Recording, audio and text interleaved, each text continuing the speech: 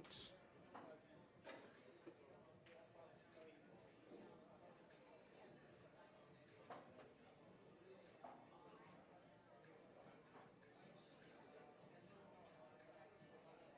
All right, showing itself on YouTube. Should be up any second on Facebook.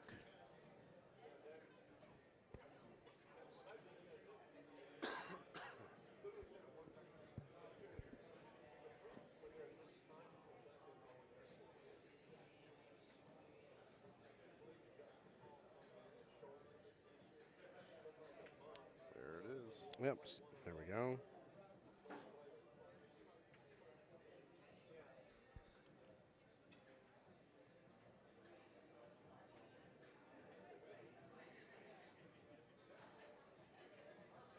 All right, let me let the teams know here real fast, Mr. Chris. I'll be right back. Sure thing.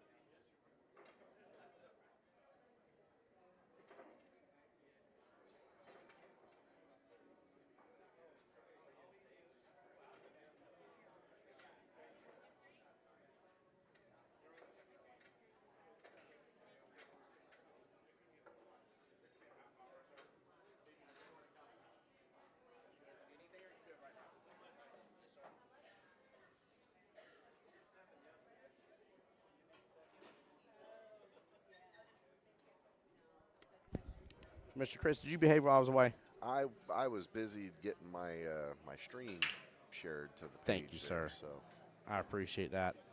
So that was Mr. Russell for the first rack there, if I saw correctly. yes, it was. All right, guys, we're back. We're live. Come on back in. Appreciate y'all again. Sorry about that here. Just a solid full minute of internet just disappeared. We had none.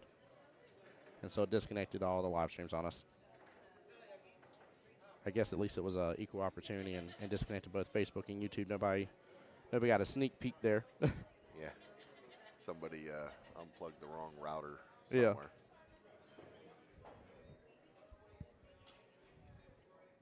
All right, for those just joining here, Mr. Russell for the Elite 8 skill level 7, Wilfredo here skill level 6. So we got a 5-4 race on our hands now, a 4-4 race left in the battle. Watch that 8. Woo. Got it rolling a little. It's danger zone.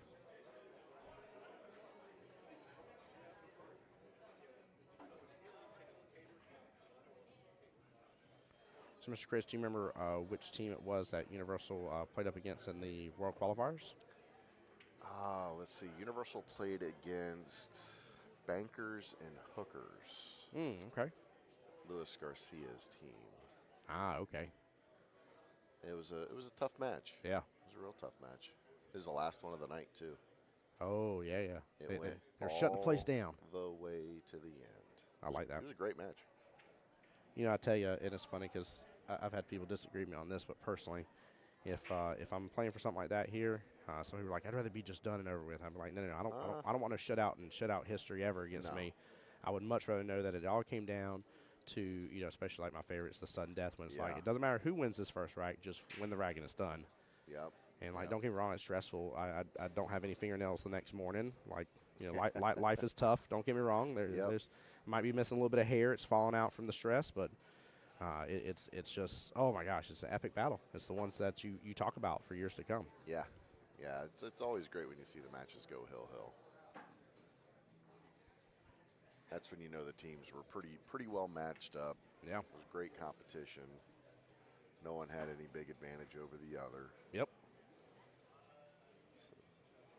Yeah, it amazes me whenever out in Vegas and you hear a team, an 8-ball or 9-ball do a pretty massive shutout. Yeah.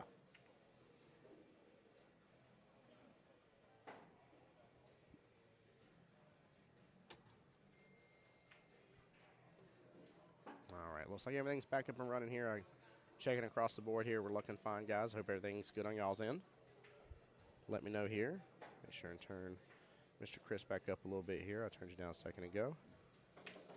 How's that? Yeah, you should be good now. Yeah.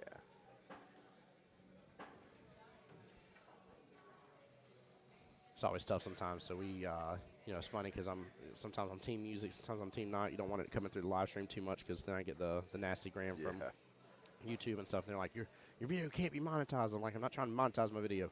Yeah. Stop it. It's unfortunate that everything's got to be bought nowadays. Well, my favorite thing is like, tell me somebody's like, man, I only watch these streams because I love listening to music in the background here. I ain't got to pay for Spotify or Apple Music or something. We all have it in one of the variations of all the streaming services. Mm-hmm. Bare minimal, you're signed up for Amazon, you get free Amazon Music, so you got it anyways. Don't tell me you don't. Yep. So. Yeah, we haven't started with the commentary like this on ours. Yeah. But I do have the headsets for it. And, good. We'll be looking to buy an audio board to kind of fade out that music because we do play music pretty decently. Yeah.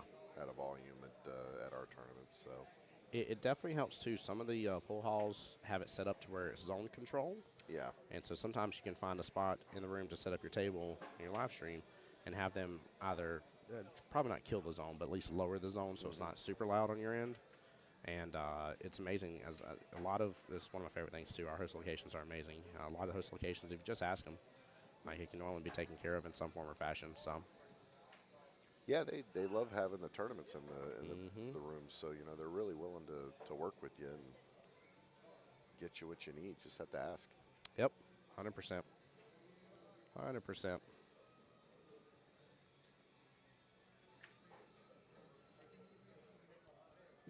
a good shot with the bridge.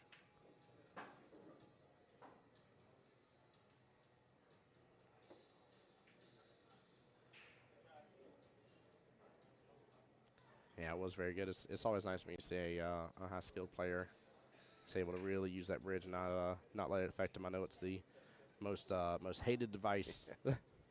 People are like, I can't stand it. And I don't know why, because it's part of the game. It is very much part of the game. It's amazing, too. I mean, there's, we talked about yesterday, and it's funny, the very first Southeast Challenge here, me and Bill Grafer sat right here, and he gave me a lesson afterwards about how to properly hold and use the bridge and stuff. And, if you can have it at an angle, lay it down and put your palm down on it, push it against the table. Yeah, don't damage the table. Keep it in place, yeah. But keep it in place. And, you can do wonders with it then. It's amazing.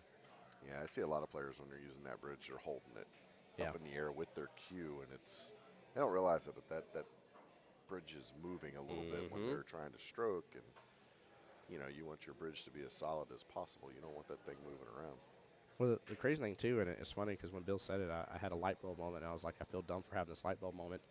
But when you're using the bridge, it's just like your bridge with your hand. Yeah. You don't want your hand moving all over the place. Exactly. You don't go, like you set it, you leave it where it is, you make your slight adjustments, and you firmly plant it. You leave it down. You don't go playing around with your bridge hand at all. So the same thing with the actual bridge itself as a tool and resource. It is called that because it is taking place of your bridge hand. Absolutely. So, by the way, speaking of here, real quick here, Wilfredo, huge opportunity. Look at this setup right now. I mean, he is. He could definitely run this one. He just got to do a little back and forth. He needs to nail this combo. If he nails the combo, leaves it in the pocket or near the pocket, he's fine. Yeah, he's golden. He should be good. He is golden. Do a little. No, go left. Yeah, go left. The other one. Go left. The other one. You're gonna get stuck because no. Well, maybe he won't. I don't know. It's gonna be tough. It's gonna be tough to either draw it back or not get stuck because of the 3. Yeah, hopefully that's not too much of an angle when he does put bottom on it. It doesn't slide up on the rail. He's actually looks like he's the force top. following this little. Yeah, force following this a little bit. Let's take a look from the side angle. Yeah, that was the issue right there. Yep. Now, granted, obviously, with a grain of salt, chat, that he may have had just the slightest bit of a different angle to where he couldn't hold it. But I think speed control, he could have held that top left-hand corner pocket, Yeah. and then taken the top right just fine.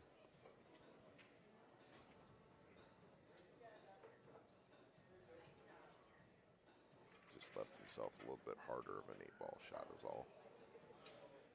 He should be able to make this though. Oh no. No. He was looking at the shot and his cue hit the cue ball. So he Man. gave up ball in hand. Ouch. It happens. Happens to the best of us.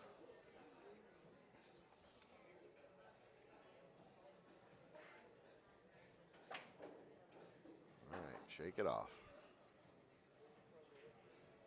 Yep, shake it off indeed. That's got to be frustrating.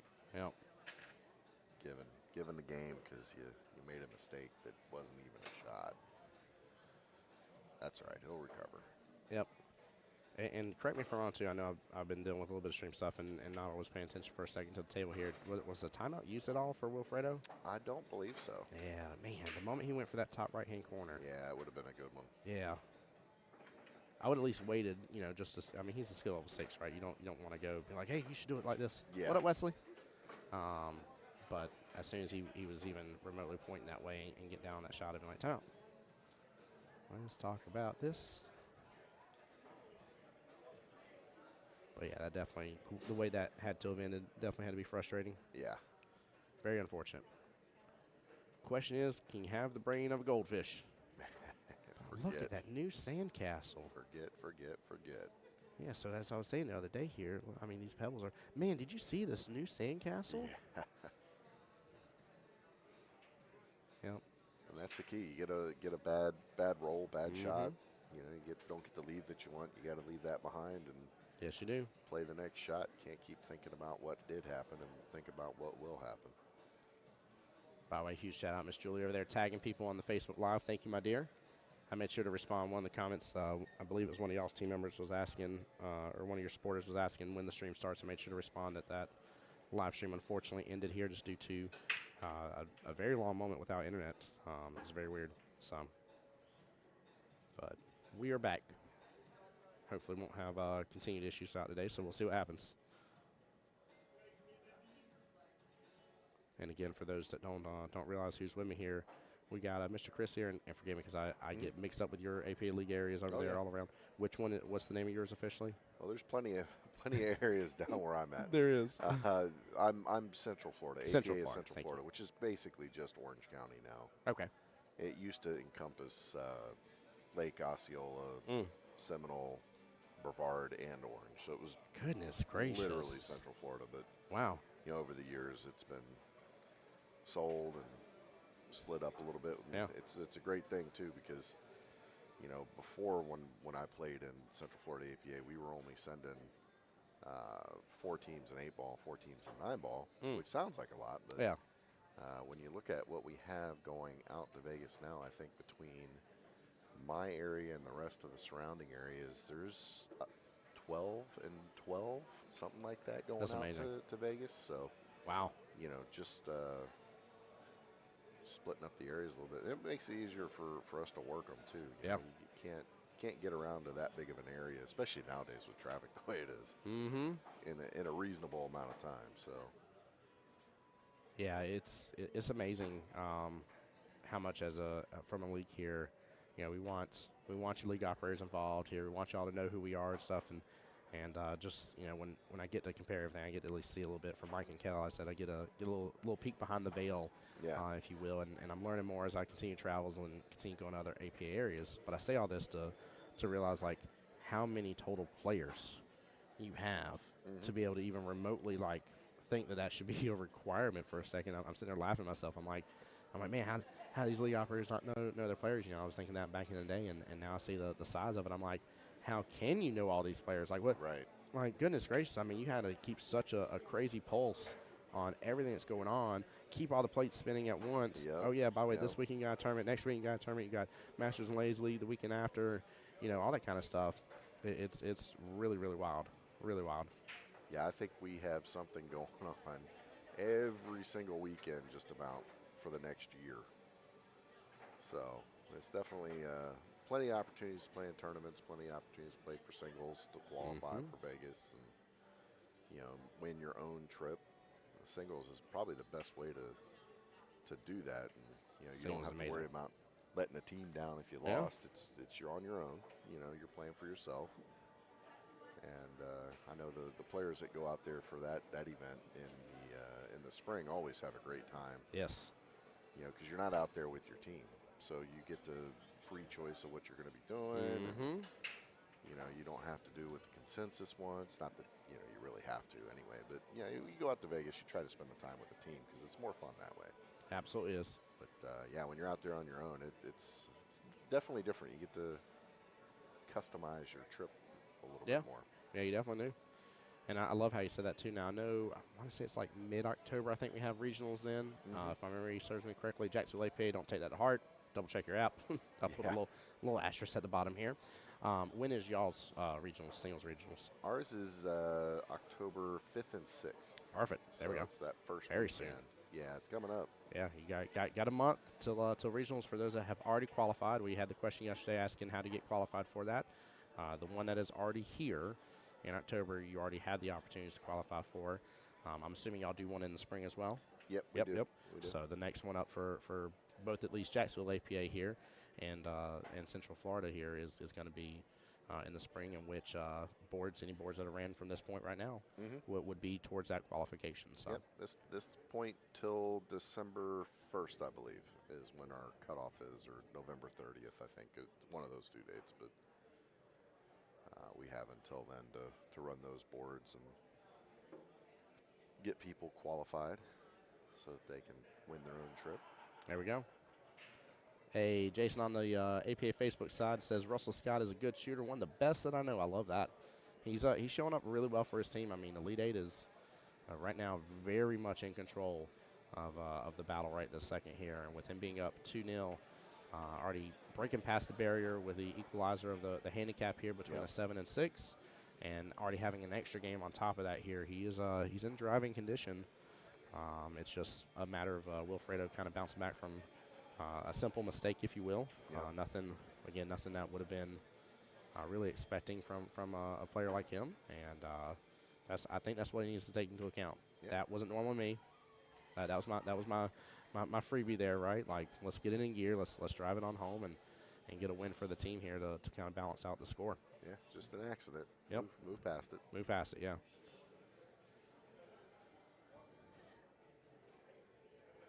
But yeah, guys, I definitely agree with Mr. Chris here about the singles here. That's been one of the cool things of getting to do live streams here in Jacksonville for regionals and on behalf of Jacksonville APA. And it's been awesome. In fact, we had one of our ladies move up to the first skill level 8 in Jacksonville fantastic. APA. Yep. So we had that.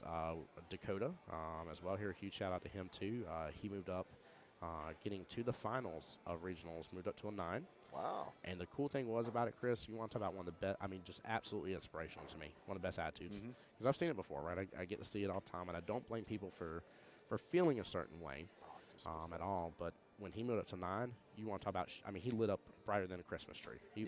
His heart was bigger than the Grinch's heart when it grew, 5 times its size or whatever. That's awesome. Like it was amazing. And never once did he say, man, how am I going to win this finals? He's like, man, I can't wait. I can't wait to take him on. And like, was crazy stoked about it. Like, it was so good. And that's the key, is being excited about that skill level movement and not being down on yourself. Yeah. Because the moment you doubt yourself and your ability to play at that new skill level, you've already beat yourself. Preach it. Guys, it's Saturday. We're taking you to church. Yeah. Like, you're going to church right there. You were so right about that. And you see some of these team captains, sometimes they see a 3 move up to a 4, and their first reaction is kind of negative. And, I've been trying to preach to my players that, celebrate that skill level movement, because the first time that you say something negative about that and they're a brand new skill and you're in a tournament and you need them to perform at that 4 level now, they're not really going to be able to do it because they're not confident in themselves. Yeah. Because you, as You've the robbed team it. captain, have already kind of robbed that experience from them. So, man, such a good statement. So Such a good statement. We're trying to celebrate those skill level movements now, and pump them up and say, yes, you are good enough to be this skill level. That's why you moved up. One of my favorite stories to tell was my first time in Vegas for 8-ball. I was skill level 4 at the time. And what ended up happening here, by the way, Chris on Facebook here, I agree with you. Wilfredo will be all right here. He's going to get it in gear. Just I think he needs his first couple of racks. Yeah. And to kind of get the train out of the station here. I agree with you, by the way. But I'm in Vegas, skill level 4. Very first matchup, I'm physically like I can't stop shaking. I'm so nervous, right? Yeah, yeah, I've seen that. Yeah, and it took my team captain really pulling me aside. Good shot, good bank. Pulling me to the side and saying, hey, like, what's going on? I was talking to him, and I'm talking 100 miles an hour with my words. I'm shaking. And I'm like, yeah, Vegas this, this is a big deal in Vegas, and Vegas. And that's all I could keep saying. And he said, yeah. He's like, we're in Vegas. I was like, I know. He's like, yeah. He's like, Tim, he's like, we've made it. Yeah, we're already here. And I'm like, yeah, I know, Dennis. That's why it's crazy important. Yeah.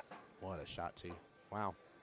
I was like, I know. And like, I'm not kind of catching what vibe he's trying to put down here. And he's trying to do his best to really work through somebody that has now overhyped themselves up and super extended all my emotions and everything. And finally, when he just put his hand on my shoulder, he said, Tim, he's like, we've done the hard part. We are here is what I mean. Yeah.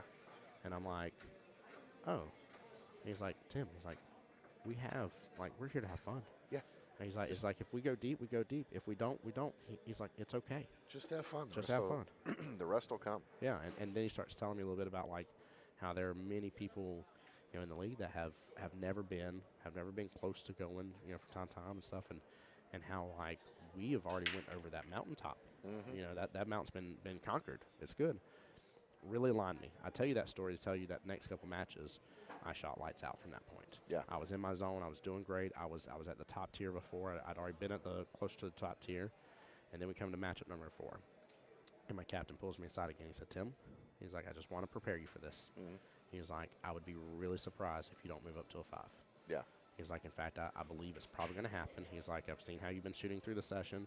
He's like, I think you're at that door right now, and with it being Vegas here, he's like, you've done really well. He's like, it's been lower innings, and he's like, you've been shooting really good. You've conquered both your opponents lights out.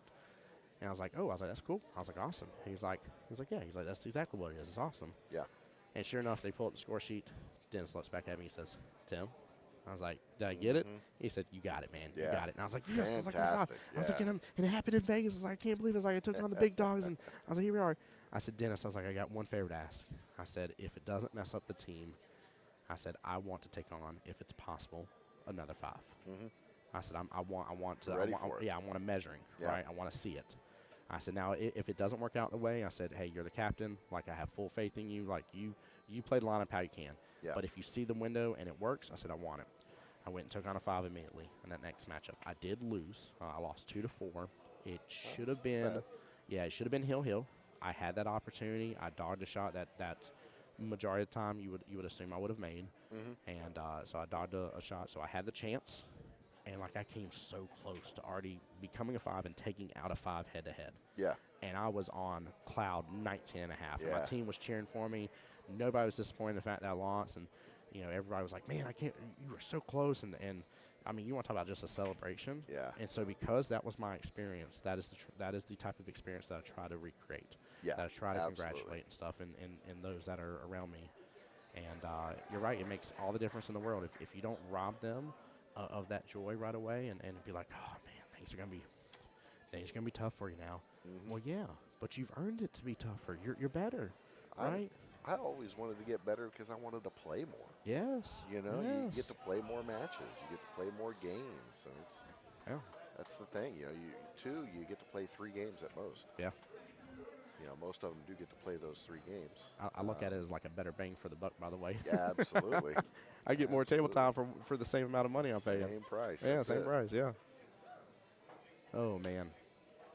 Thank you for talking about that, by the way, Chris. I really appreciate you talking about how to really handle people moving up in skill level and everything. I think you're absolutely right. It's really cool your viewpoint on singles and how much fun they can really be, and especially how much fun that trip in Vegas can be. It's a blast. Yeah. It is a different world, and especially this time around when it comes around here, everything but I think the team captains for the Showdown series is moving over. Yep. So we got a lot of new opportunities here. The only downfall is, of course, for you elite operators here, y'all have a little bit of a tight schedule right this second. Yeah, it kind of threw a monkey wrench in our plans. Yep. I had to redo the whole calendar, and it's going to be a tight turnaround for all these new things that we have to do for a different session. But yeah, 100%. Once we get this first year worked through, it'll be much better. Definitely will be. Man, yeah, I got it. I like to tell my teams going out to Vegas, listen, if you go 2 and out, perfect. Yeah, it's fine. You got a free vacation. Yeah. Go out there and go see the Hoover Dam. Go out to the Grand Canyon. Go walk through the hotels. It's free. Yeah. You see all kinds of great stuff.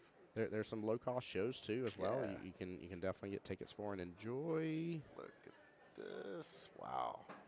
What was that? That was wild, Mr. Russell. Very, very wild. I mean, I got to replay it, kind of take a look at everything that happened. Too. Yeah. Like, everything kind of moved, but, like, that was actually pretty cool. I mean, that too went all the way to the top left. That was, I don't know if Chris likes, or I'm sorry, Chris, you're Chris. I don't know if Mr. Russell likes one pocket at all. Yeah. But that was a very one pocket-esque it was kind of shot. That was brilliant. Absolutely brilliant. Worthy of a replay here. By the way, guys, I see a lot more of y'all coming back into the live stream. Appreciate you guys. Again, sorry for the issue earlier. Oh, what a good try. Wow. Wilfredo, if you wanted an opportunity, you got it. You got it. You got a wide open table. You got in the pocket. Yeah, look at this setup, too. I mean, just everything's out on the table. The only one that is difficult, and guys, you can't see me, but I'm putting major stress in air quotes because you can't even call it difficult, is was that the 14th bottom left? Yep. Just because it's against the rail, so you still want a certain portion of the table to make it easier. But even then, it's not. Yeah, I mean, it's right there in front of the pocket. Like, it's not far. 3-4 inches away. Yeah. If that. So.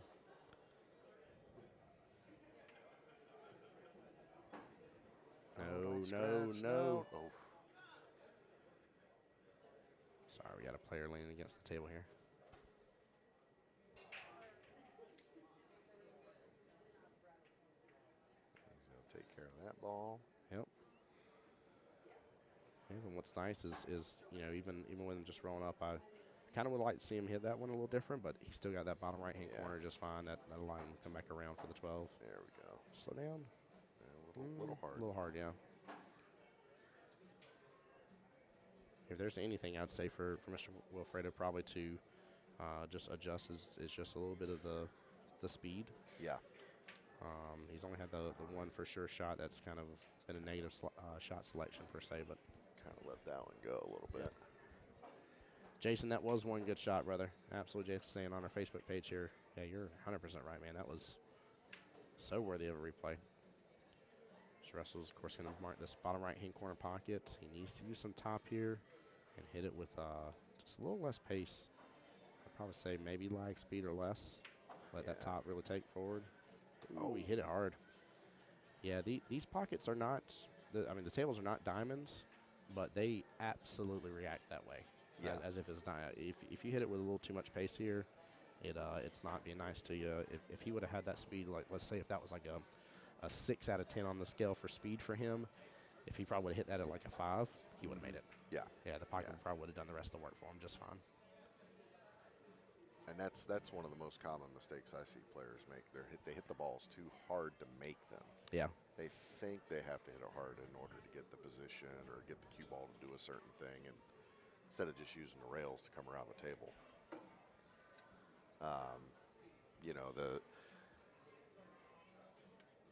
the speed is pretty critical.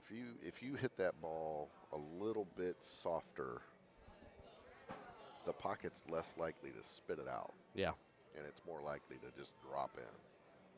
By the way, I love the fact he went for that other shot right there. That was the shot for him to take right there instead of taking the per se low-hanging fruit for the 12, because he would have had to really do a little bit extra on it to make something else happen.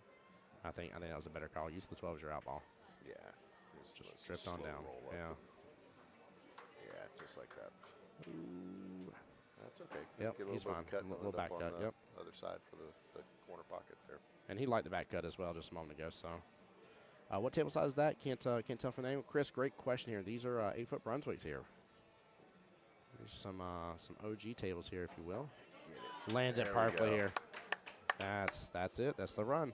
Don't get excited. Take your time. Yep. This is massive. This is a shift change.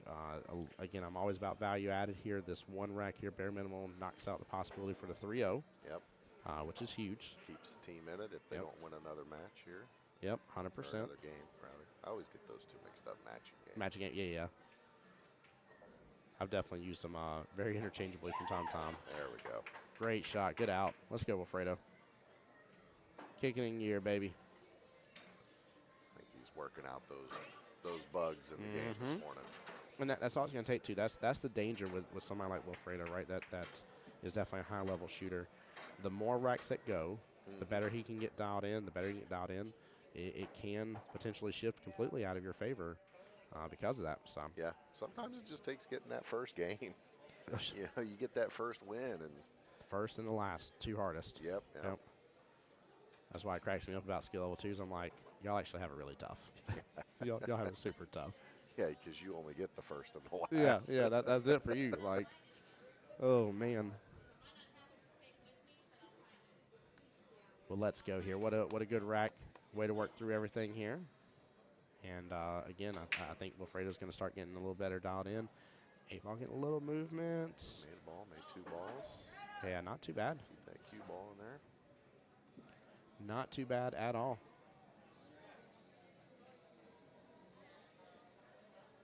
And again, guys, thank you for so many people across the board here, guys. We're probably sitting 40+ viewers here easily right now between all streams. Oh, that's fantastic. So, yeah.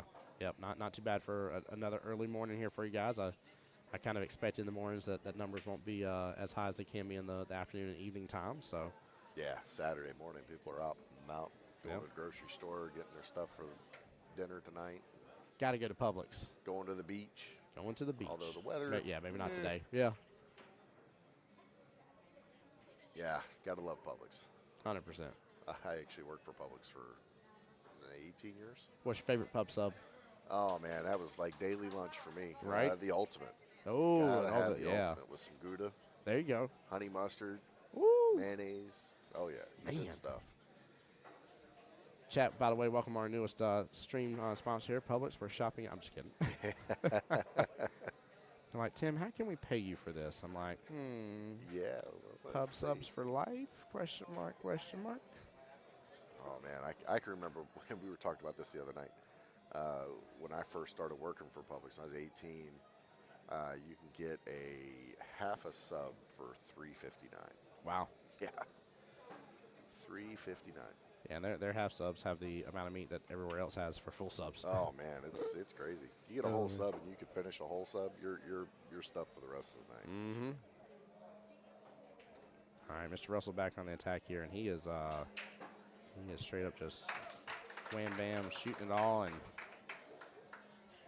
look at this here. He is not happy about that last rack.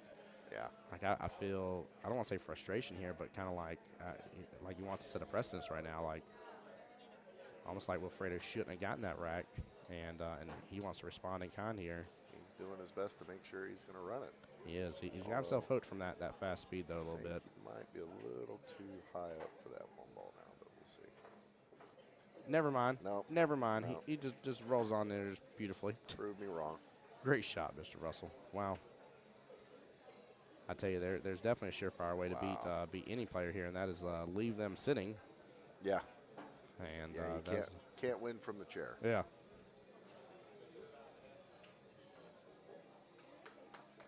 What an out here. Well played. Mr. Russell will have secured that one team point here, so their overall team score goes up to 4-0 here against Team Universal. I love it. Russell coming on over to his team, getting some good fist bumps and everything. Yeah. Jason Russell is a monster. He's good. Jason, with you knowing this team a little bit more as well with the Elite Eight, do you happen to know which pool hall it is that they play out of here, and possibly what tables they play out of? I'd love to know both. To give our host locations a shout out as they deserve, and then also as well to kind of know what field he's used to being on, because I feel like he's kind of used to the 7 and 8s as well here. Like if you said he's rocking a very similar 8-foot table here at the host location, I'd be like, it makes complete sense. He feels very much in control of this table. So this field is definitely not a new field. He's not having to adjust a lot of how he's shooting at all here. It feels very natural, not like he's out of his element in the least bit. So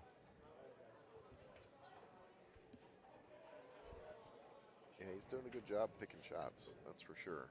Chip says it's Sumter, South Carolina. Excellent. And he says they play on diamond tables. Very good. That makes sense.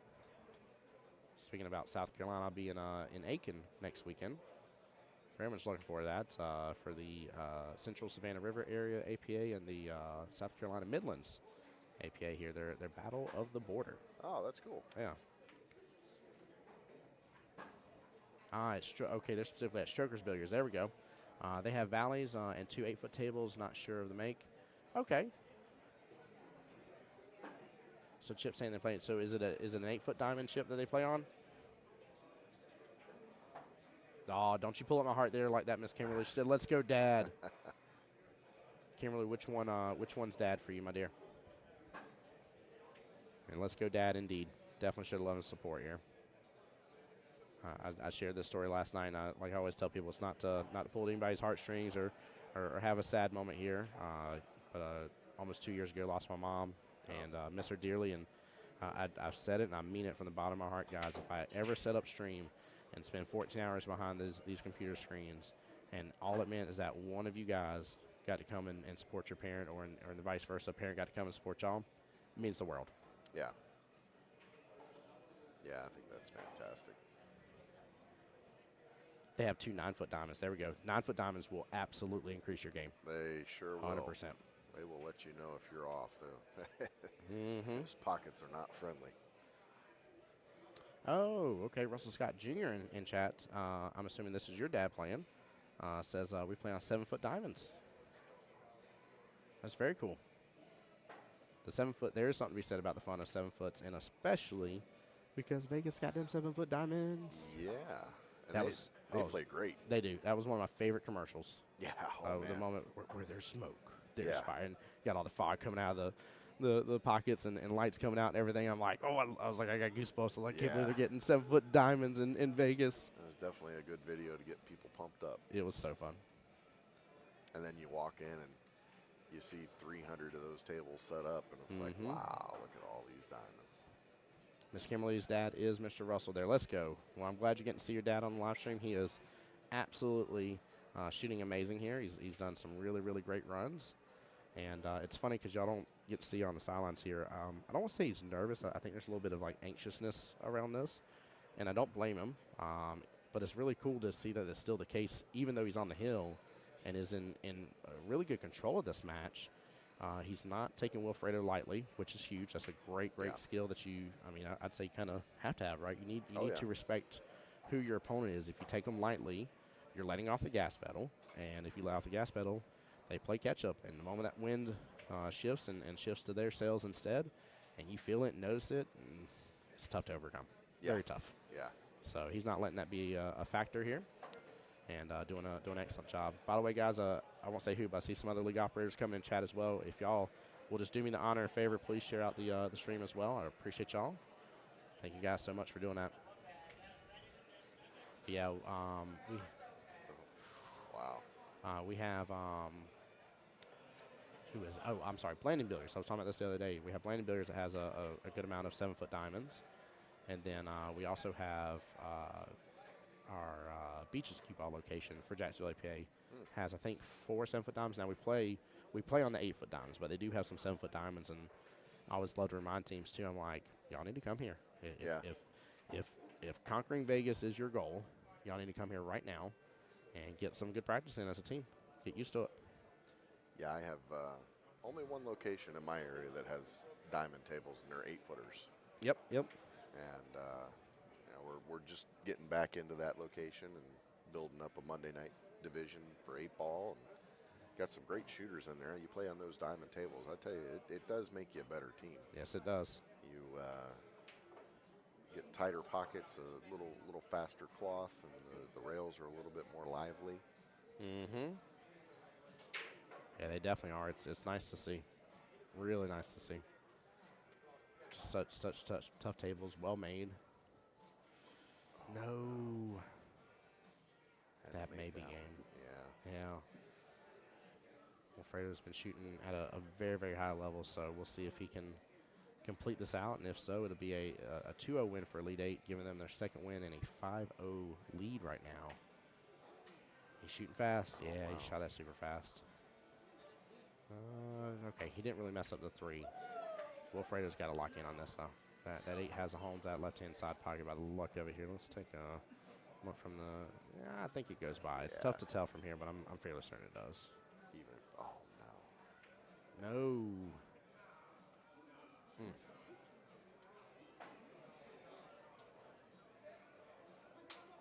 I would say whatever and however Wilfredo's pre-shot routine is, I think he's got to dig in deep for that here. But yeah Russell's not going to give a chance. A little frustrated, I think. Yep. Oh, don't scratch. Oh, that was close. Yeah. Guys, isn't that? I just want to give a huge shout out to you, Mr. Chris, by the way. For those who don't know and just joined the stream, Universal is Mr. Chris's team. This is one of the few events here where, like Kelly was saying on the mic here, please be biased towards your team because you don't always get to cheer on your team because you can't go showing favorites in your league, right? Yeah. But now you can. You can be like, that's my team, you know? And I got to give you mad props right there because you literally did not want the opponent to scratch. Oh, I don't ever. You know what I mean? That's phenomenal. See a match be won on a scratch, you know. I agree. Or a ball in the wrong pocket. It happens, you know. It's part of the game. Yes. But you know, you want to get those wins on your own merit, not 100%. 100%. Not because of something that happened. Yep, I agree with you. Well, guys, while we're waiting on them to get set up here and let us know who they're playing here, I do want to remind you, bada bing, bada boom here, the Southeast Challenge Mini Mania schedule here. We're already in Saturday, 11 a.m. rounds for 9-ball, 8-ball, and a second 8-ball as well. Fixed to be starting. Guys, if you take a look, every hour, on the hour, you can sign up here at Park Avenue. You can sign up at Q and Shisha. It is $25 entry fee. It will be at max an 8-man board. It is a single elimination. There will be one winner only here. So you got to think, with $25 cash in, 20 of it's going towards a pot. That's a $160 pot for you guys to be able to take advantage of with a full field of 8. It's no cost for practice on the tables here, and there is a little caveat here. Everybody's saying the caveat is you got to have a team in the Southeast Challenge. That's not the caveat. Yeah. The caveat is just about the normal rules for mini manias. Same thing as Vegas here. All participants must be paid members in good standing with at least 20 league matches in one of the formats here, either 8-ball or 9-ball here, whichever one you're playing in, and it has to be within the last 2 years. Don't be a goober grape like I was and show up to a singles event, a single sport, event, and I think I had 9 in one format and 8 in the other. Yeah. So just shy. Yeah, like I was so close. So don't do it. It's 10 or 20. I'm sorry. It's not a combining of the two. So that's the hardest thing too when you're running the qualifiers and you have those brand new players that are showing up and they're eager to play because they're excited and they've only played 5 or 6 matches on their team, and it's like, oh man, you gotta finish this out. You gotta get at least 10 matches. So we'll see you in a couple of months. Oh, we'll take clean off the table. I think he's just practicing. I think he is too. Goodness gracious, he's shooting a little fast and wild there. Yeah, I think he's trying to figure out the speed. Yeah, he's hitting a.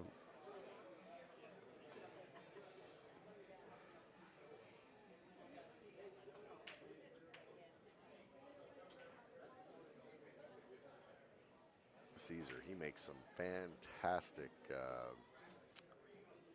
ceviche. Ooh, I like that. Man, he brought some to our last tri-cup tournament we had. And, my wife got to take some home, and she thoroughly enjoyed it. It's very good. Man of many talents. He also recovers pool tables. So, What's up, my dear? We threw Caesar. Yep. He's a 6. Gotcha. They're playing Lula, Lula. Ooh. oh, okay. She's a 3. And you said y'all threw Caesar first, so that they use Lula to cut. Okay. All right. Yeah, we got. This is I want to say the first one so far we're getting to see like this here. We got a skill level 3 versus a skill level 6. Yep. Some strategy. 2-5 race. I believe so. Yeah. If I remember correctly. It's putting a little bit of a strain on Caesar to not give up a game. Yeah, 100%. Yeah, that's exactly what Team Elite 8 is hoping for is at least that one mistake bare minimal, and she will have secured a point, which is honestly, if I said anything is your job, that's your job right there. Yep. And threes can surprise you. They'll run a couple balls and leave a bad shot for the opponent coming to the table, and the next thing you know, they're shooting the 8 ball. So they do have the capacity to string a few together here and there, and when they do that, it's pretty dangerous. Yeah, Lula's a 3 versus. Yeah, I'm fairly certain it's a 2-5 race. I'm pretty sure I got that right. Yeah, you're right. Yeah. I was sitting there questioning it for just a second there again. I was like, wait a minute. All the score sheets I see, I still have to look sometimes at the race charts for some reason. Yeah, a lot of them I got pretty well down pat, but this one's going to be the oddity per se in terms of a throw here. But I agree. I'm a huge fan. It's something Kelly and I talk about on stream quite a bit here. We're a huge fan of the strategy. We're a huge fan of a low rank taking on a high rank. And chat, I've heard it said before. They'll be like, "That's no fun for them," and this, that, and the other. Man, I'll be honest with you. Yeah, when you're taking on Goliath and you're little old David, and you land that slingshot, man, does it feel like you're on top of the world. Yeah, and just think they get to play that many more matches too. Yes, they do. So in a normal 3-3 race, it's a race to 2. Also, they're with only it playing 3 games. Here, she's going to get to play at least more than that. Unless by some chance she gets the first 2, but. Well, and I like the fact, too, we're still in the round where, there is a chance to go into the one-loss side bracket. Yep. So to your point here about playing more racks as well, this could be an actually excellent strategy for the way the rest of your day is going to line up. Because now you're getting her a chance for more practice on the table. How does that reflect later on this afternoon here when you come into the wow. Look at that lag. Wow. They're going to call a ref over, I think. Yeah, the ref's right there on the chair here. Looks like Caesar might have it, but. Nope. Their team says it is Mr. Caesar there.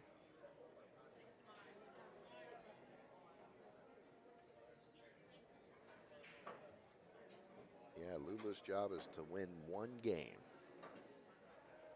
That's all she needs is just win that 1 point for the team.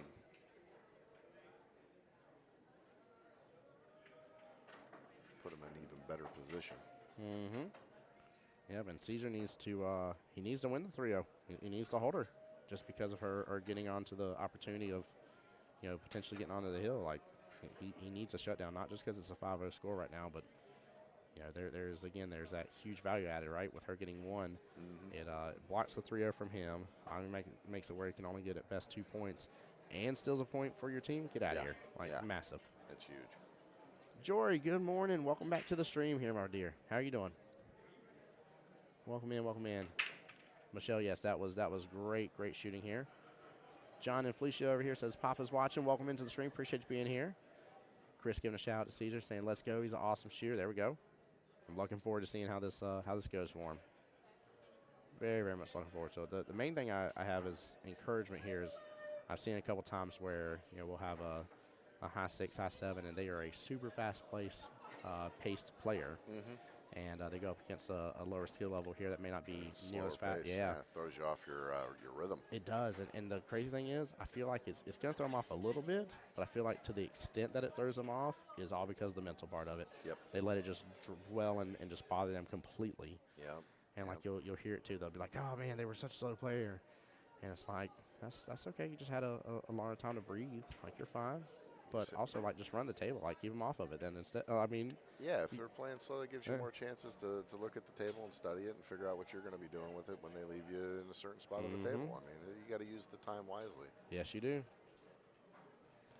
And Julie giving a shout out to all the Sumter, South Carolina people. Definitely do so. Thank you, Julie. Appreciate you. Appreciate you. And guys, we're having a wonderful and blessed day in stream. Keep in mind as well here, the round times are 9 a.m., 2 p.m., and 7 p.m., all, of course, East Coast here as well. For anybody that's watching from far, we had somebody in London yesterday. We had some Californian peeps in chat here. London, huh? Yeah, we had somebody across the pond. We had visitors from across the pond at the house for 2 weeks. There we go. My wife's cousins, they came and stayed with us from Scotland. Ooh. 15 and 19. We took them over to the Springs up in Ocala and did Halloween Horror Nights with them one night. Oh, that has got to be a blast. Oh, it was fun. Yeah. It was fun. We did all 10 houses too. Good. Oh in my one goodness, you night. ran the gauntlet. Oh, it was brutal. Oh man. Bet you were feeling it next morning for sure. On that. Good. Yeah. That is a lot. Yeah, it felt like we were out partying all day. Yes. We were just walking around. That's amazing. Yeah, it was a lot of fun. You know, speaking of pub subs, we that was one of our dinners with the girls because, you know, coming from Scotland, they don't get to have that kind of cuisine. And Yeah. they were both, eyes got pretty big when they saw the size of the sandwiches. I love it. By the way, again, huge shout out to everybody in stream that has been sharing it, tagging people as well here across all boards. Keep in mind, we are live on Jacksonville APA's both Facebook and YouTube, and we're live on both my Facebook and YouTube as well, the Voice of Jacksonville Pool. And across all boards here, we're about almost 50 viewers here right now. Phenomenal morning. Yeah. People are starting to wake up, get the day going. Yes, they are.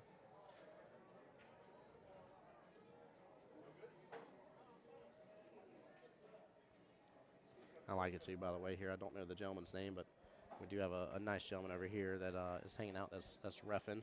I definitely want to always give a shout out to the refs as well, guys, especially those here and those in Vegas as well. That's really, really kind for them to take on that. It's not an easy position, but gosh darn is it necessary, and we appreciate them for their hard work and dedication to the sport and to our league. It's huge, absolutely huge.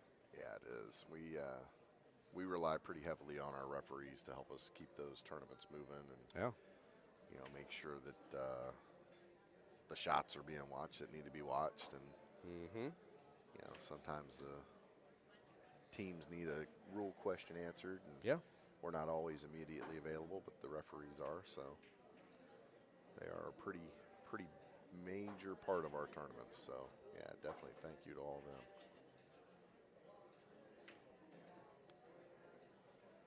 She's shooting good. Yeah. Look at that. She's making her shots. Yes, she is. Good use of the bridge, too. Not afraid to use the bridge. Miss Lou looks like a very, very strong three here. Caesar's got to keep this locked down. Yeah, she was not off. With how close she was to that 9 ball, that was a very small miss on that side pocket. Yeah, she's doing good.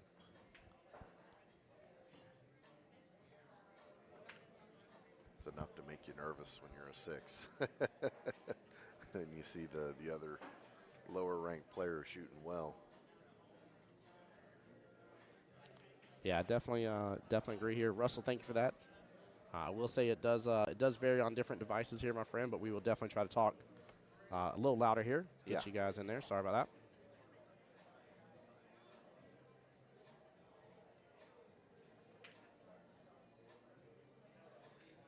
Just a little off there.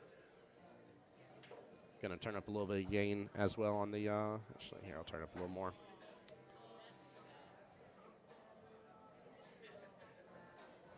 Let me know if that gets a little too loud, because I'm not going to be able to fully know how well that is, but that should help out a little bit. Hopefully not let too much music through. That's the main worry. Sounds good in the headset, so. Joy says, use your screaming voices. Sound like a screamo band. I know where it'd be like, Eddie Maid, the 8 ball. It'd be like being at the Moscone Cup. Oh, Lord, yeah. Yep. Can't wait for that. That's coming in Oh, December. you're going to make – everybody's making me jealous. Everybody's letting me – they're like, got my tickets. I'm like, man, what a shot. Let's go, Caesar. Goodness gracious. Beautiful.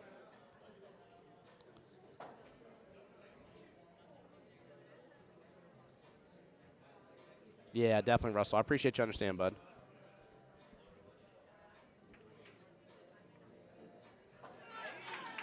And what a shot on the 8 ball, too, to get the first rack. There we go. He's underway. That was a brilliant bank. Very well played. Yeah. Very, very well done. So, Mr. Chris, I know y'all are volunteering and doing different things. Do you what's your schedule look like for today here? What are you working on? Well, today originally I was supposed to work 5 to 1, and I was going to be a referee. Okay. But Mike Kelly, or Mike Moore, I'm sorry, called me up last night. He was like, hey, Universals are on the live stream table this morning. You want to come and do the commentary? I said, hey, you know what? I'd love to. I've never done commentary on a match, and they're my team. I'd love to support them. So, yeah, absolutely. I'll be there in the morning. There we go. Of course, this is at like 1:30 in the morning. Yes. We're wrapping up the little tournament we had going at QNC-SHA, and so I was a little tired this morning, but waking up now. So right. So yeah, and then tomorrow I'm back at 5 p.m. to 1 a.m. for the final matches, doing the refereeing and observing. So there we go. Good. We'll definitely appreciate that. Yeah, I'd love volunteering. I'd like to volunteer for the national tournament out there, and get to see everybody and meet a lot of new people and hear a bunch of stories about how it's their first time and how excited they are. And oh yeah.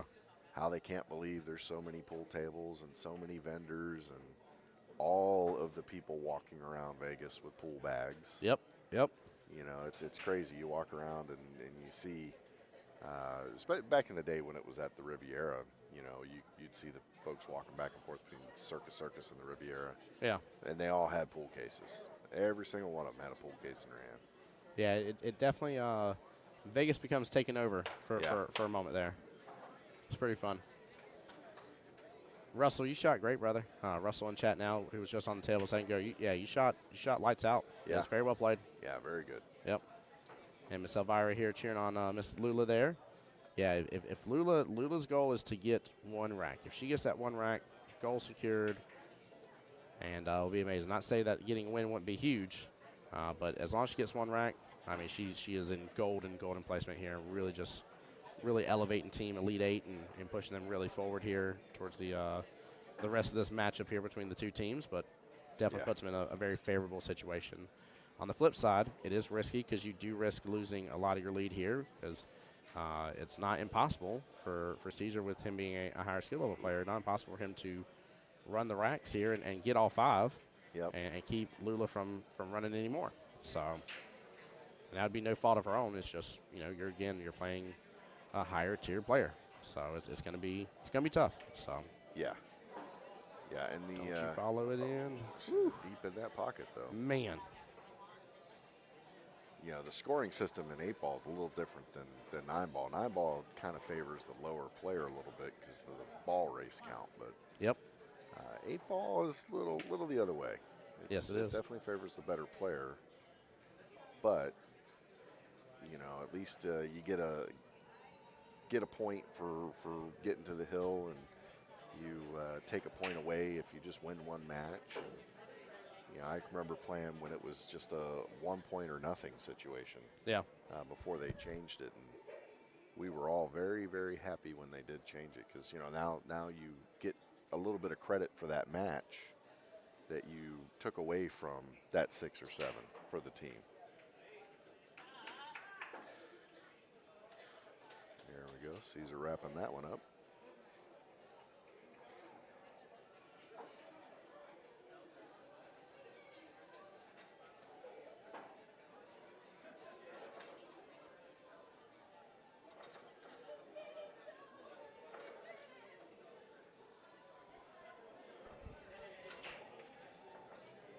Hey, sorry, I was just listening, see how the volume sound on my Facebook side.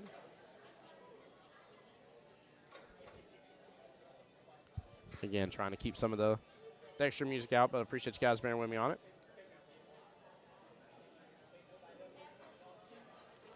Yeah, the crazy thing with this matchup too, again, Lula here is not shooting. Again, she's not shooting poorly here. She's shooting very much within her skill level. I'd even say possibly towards the higher end here. 8 Ball's getting a lot of movement. 8 on the break. We got 8 on the break here, ladies and gentlemen. There it is. Let's go.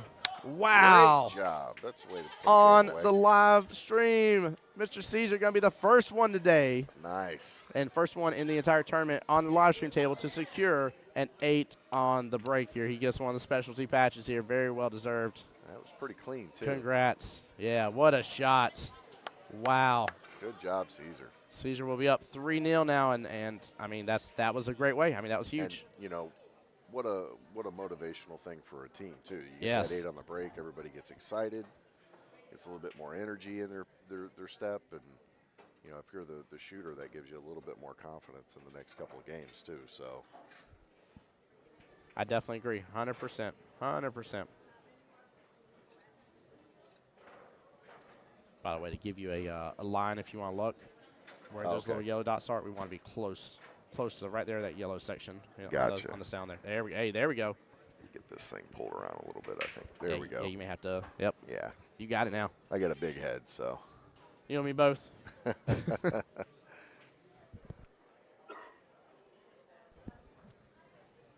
was always a pain when I was a kid playing baseball, trying to find a helmet that would fit. Oh, yeah.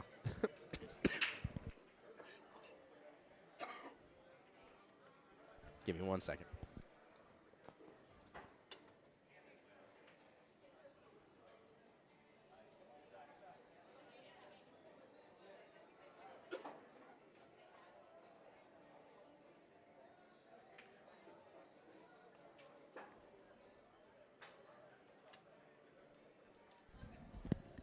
Hey, what's up, Eddie? How you doing, bud? Welcome to the stream. Lisa's saying, come on, Mama, you can get this. Lisa, what is that last bit? The UMGOBY, what does that mean? I dare ask.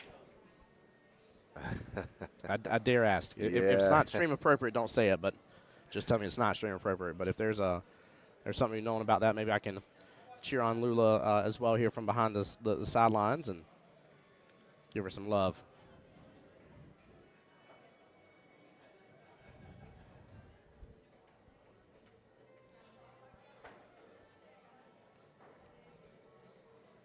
I cannot believe we start off this morning here, the first round, with getting to see an 8 on the break on stream. It's awesome. Yeah. Ah, okay. There's something to, she says, back on Bringer Luck. Very cool. Why's everybody saying jinx? Don't tell me Kelly's magically messaged and made some sort of post again about random words I magically say all the time on stream here, and then you guys got to have a response to it. She did that one of the tournaments here, and I had to guess what it was I was saying. Oh, so basically, if I called out a phrase or a particular word here, they would have something to respond to it. Ah, gotcha. And that was my hint to let me know that something recently I've said was the key word of that stream. And we were having a blast with it. That's fun to have to figure out. It gave me a good run for my money, and it's funny too because I didn't realize how many certain phrases I say over and over. Yeah. So. Oh, it is a jinx. Okay, it is a jinx. Okay. Well, normally a jinx isn't to bring you luck. I feel like that's opposite. I'm a little confused. But hey, if it works for her, it's all good. I have this crazy thing we call the Dragon Claw, and I do it against my enemies to put some badness on the table here to maybe get them to hopefully miss that next shot that I need them to hopefully not make, so I can somehow or another get another chance at the table, since I haven't taken my opportunities yet. But you take your hands together, you act like you're warming them up. That's what you do, and then you pull away and you hold your hand like you got like a big old like Dragon Claw as your hand. Nice. You just hold that. You gotta obviously you don't do it to shake it in front of your opponents or nothing. We're not sharking here. Yeah. Okay. None of that. But you hold it and you wait, and then bada bing, bada boom, like magic here. They just don't make that next shot, you know? You're like, look at it working. Yeah, I think every team's got their little voodoo dance that they'll right. do. cast a spell or whatever. But I know I see it in my league. They do a certain position with their hand on their chest. Yep. And sometimes it works. Yeah. We all have our silly thing. I got you. Now that makes more sense. I understand. So jinx to the opponent here, and it brings her. Okay, I got you. It's a two-way street for her. Yeah. She gets to jinx the opponent and bring herself luck. Goodness gracious, she's doubling down. Double dipping.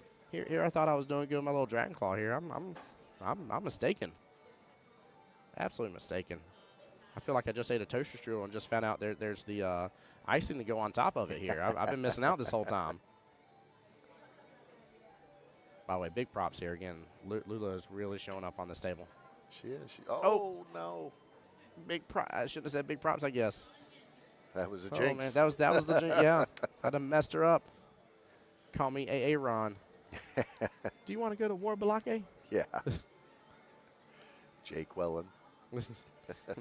My favorite is because my name's in it, and he's like, Timothy, present. Yeah.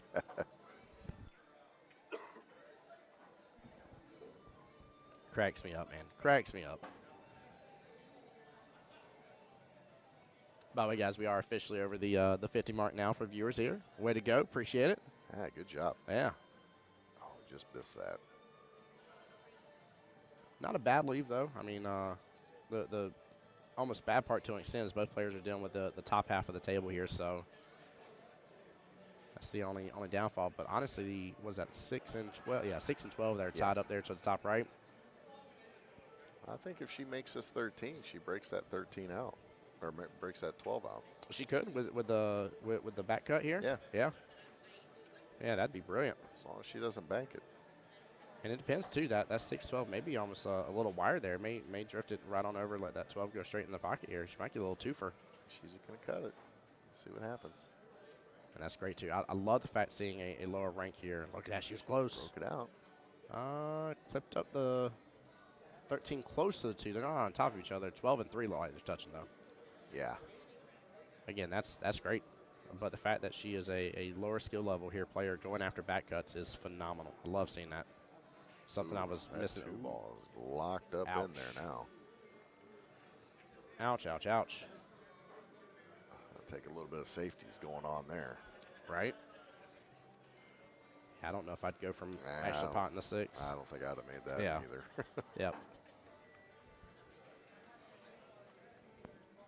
Well, at least he has his 3 to kind of do the same thing. I think it's time to kind of split the waters, get the 3 out of there, send it on downfield. I actually think I would even hit the right-hand side of the 3 and maybe go 2 rails with the cue ball here, bring it on down. But either way, just, yeah, split them. Yep. See, just pointing at a 3 ball. He's like, better not go. Yeah. I definitely didn't want to make you. No. I don't know. There's something about 8 ball and kind of, it doesn't hold true 24/7. Look at her go. She's fixing to shoot a 3. Do it. Yeah. I like that. I wasn't upset with that at all here. Sir, you behaving? Yeah. Good. You want me to send the girl over? You guys need anything? I'm good right this second. I still got my Coke. Do you need anything right now? I do a Coke. Okay. Yeah. Take care of you guys. Yeah, thank you. So by the way, whenever you're trying to do that, it's this hard plastic piece you got to flip up. Oh, okay. The moment you do, you read it. See how I just hey, Macarena. I got you. Yep. Yeah. It's a magic trick. We got magical headsets. My favorite story to tell about them. They're Jeremy Jones approved. He's a nice guy. Oh man, adore him. Absolutely adore him. Yeah, he's a nice guy. He is. If there was anybody I could say that I would love to be when I grow up, I'd love to be Tim Jones, but a Jeremy Jones version. Yeah. So I'd love to play some amazing great pool, give some amazing great commentary, know the game inside and out, and be able to help lead future generations. Oh, she just missed it. Good try. I actually wasn't upset with her idea of taking on the 3 ball. I'll be honest with you. That was an extremely bold move, and I don't think it was the wrong call. I don't think so either. So the only thing she had to do if she went after that is she just couldn't go after it and let that cue ball drift into that pile. I think that would be the only concern. If she made that, gets ball in hand, breaks apart that 2, well, then that was where the sellout could happen. But Yep. I don't feel like there was a huge opportunity for her to do that without, again, some extra magical English and crazy hit of some weirdness, something like that happening. But Oh, he tried to draw it back in there. yeah, he's trying to get the breakout. Good. Nope. Let's take a little bit of a different look here on the side. Oh, Miss Lewis says no luck for you here. This is where you just Yeah. pick up the ball and give her a ball in hand. It does no good to break any of this out. Ooh, it definitely doesn't. Well, Nope, I don't know. No, if she can just gently roll this in here, she's got the run. Or as a team here likes to be called here, we got the runs. Cracks me every time I hear that name. I'm like, runs to the bathroom? Yeah. You all right over there? You need a little Pepto? She a little overhit too it. hard. Yeah. She just needed to tip that one in. Mm-hmm. Oh, so gently tip it in. That's that pocket speed. Yep. You know, I got a drill I give new players. They set the balls, like 5 balls up on that first diamond across the table. And, you know, the whole goal is to hit one ball and roll it a couple inches, and the next one rolls just an inch past that one. The next one goes a little bit past that one. There we go.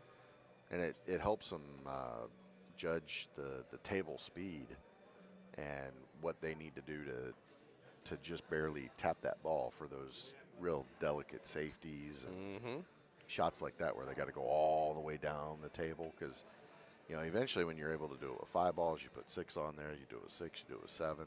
Yeah. And it gets harder and harder, and eventually you get to a point where, you know, you're almost at the head rail anyway. So it definitely helps you figure out the table speed. Yes, it does. And the power that you need, or lack of. It's so funny. My my little ADD brain went on one of my tangents about Vegas, and we kind of talked about pocket speed earlier. I didn't tell you that I learned pocket speed while in Vegas, and had one of my teammates set up a ball probably like 3-4 inches away from each corner pocket and side pocket. So it wasn't in the pocket, but just super close. Yeah. And that's where I had to run, get down to where I could run the drill all 6. And they went into the heart of the pocket, and they went slow as can be. What a shot. It's going to get back upfield. Roll, cue ball. This could be it. She can make that one. This is huge. This 1-8 ball and get that 3-0 taken off the table for my team. She has fought hard for this. This would be, again, David versus Goliath. The chances are a little tough here. This is not an easy shot, but she has been shooting very well, so. I'm torn. I want to see her make this shot. Yeah. Yeah, I don't blame you for not. Yeah, I don't blame you. I don't blame you. Yeah, I mean, if she makes this, well done, well deserved. And it's not an easy cut, too. It's almost at that 3rd diamond all the way down the rail, so. Yeah, it's definitely a long cut. Oh, just Gonna come up just a little short. Stop, cue ball. Don't you dare. Yeah, we ain't playing that game. Kind of the same shot now. Yeah, very similar. A little tougher of a cut for Mr. Caesar here. Now this is where the ultimate risk comes in, because this is a bobble in the pocket shot. Yeah, it absolutely is. And that's where the danger comes in. This is what the other team is counting on for this opportunity right here. Oh, he didn't bobble it, but that positioning. Oh, yeah. A little bit softer, and he would have stuck it right vertical for her. Yep. All right. Second opportunity, definitely a better chance this time for her on this shot. This shot's a little easier than what the other one was.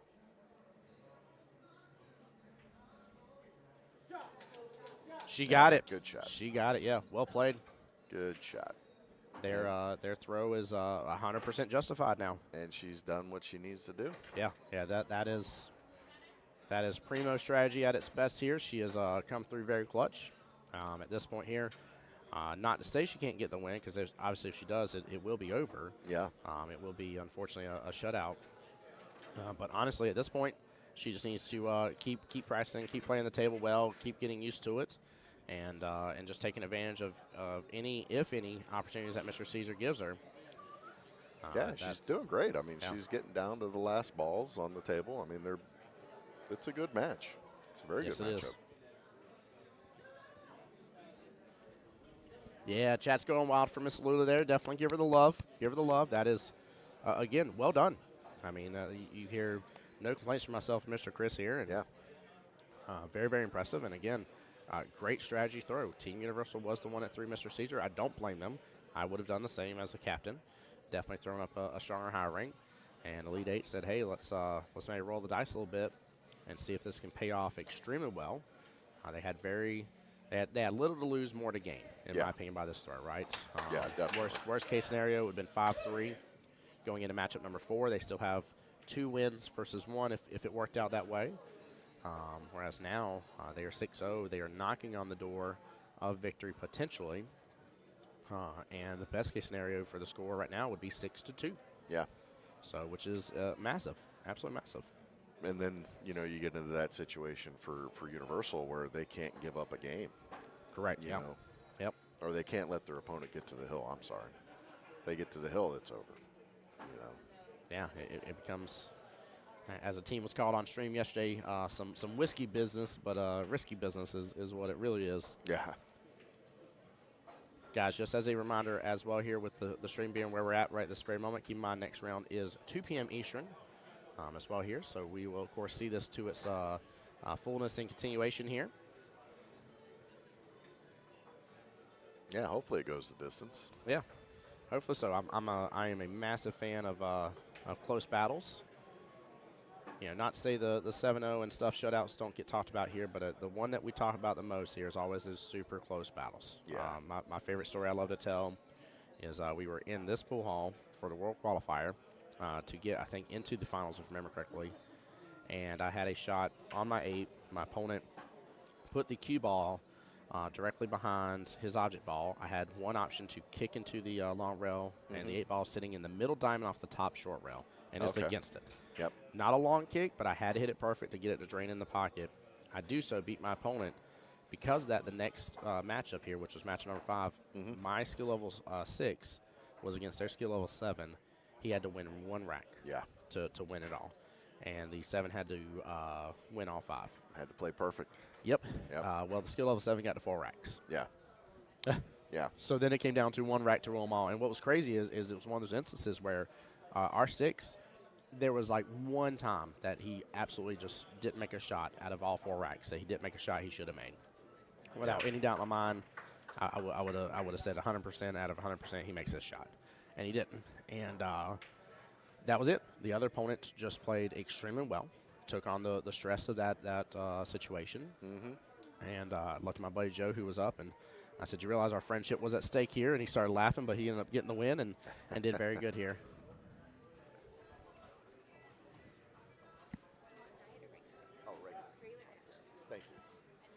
But yeah, it was a brilliant situation, but that is something that lives in my brain forever.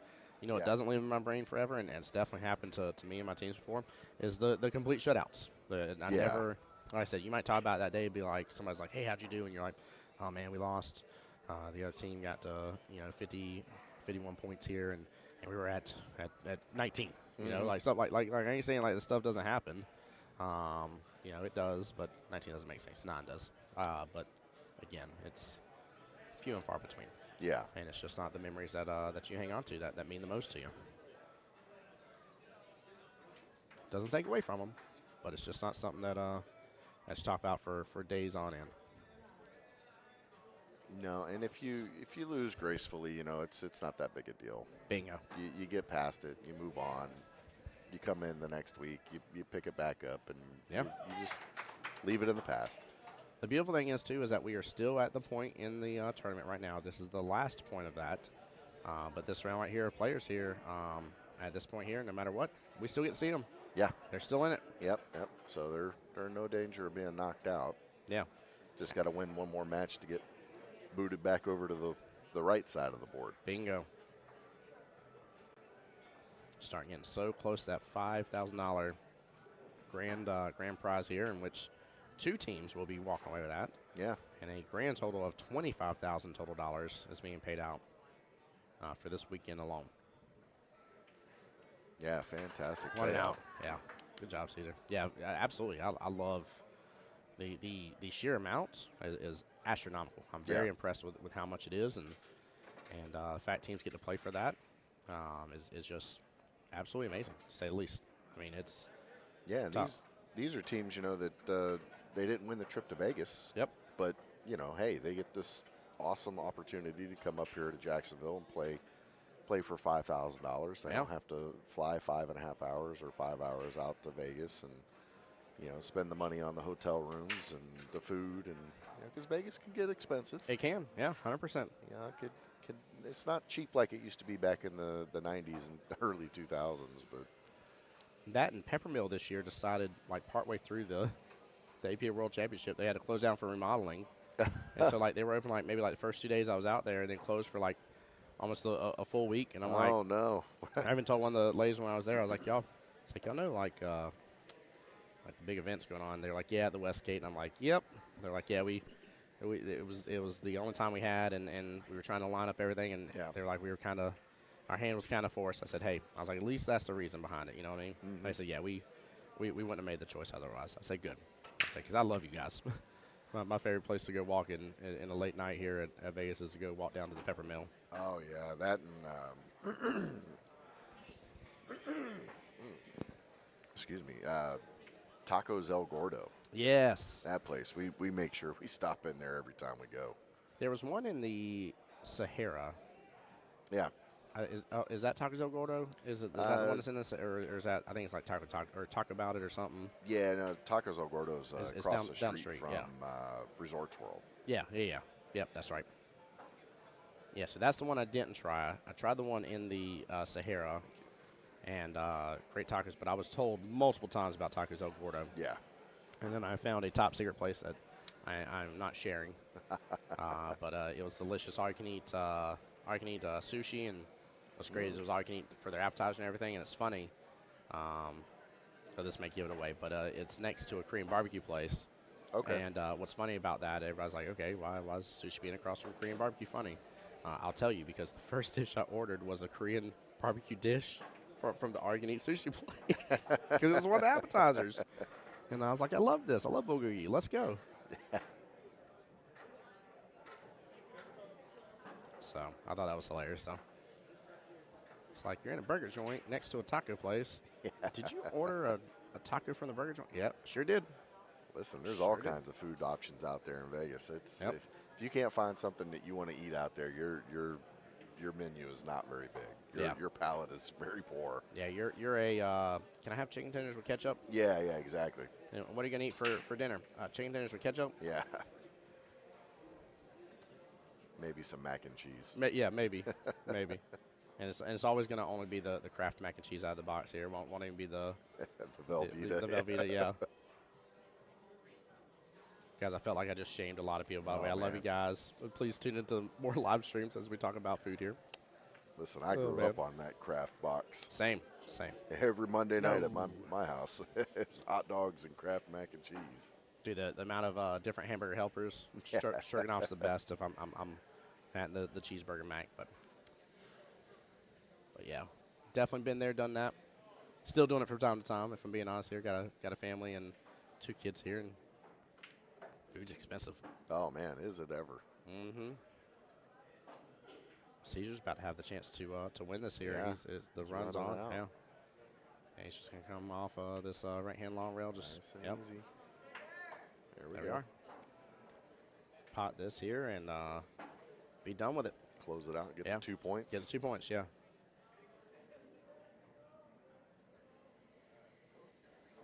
Now, it wasn't a perfect match, but 2 points is better than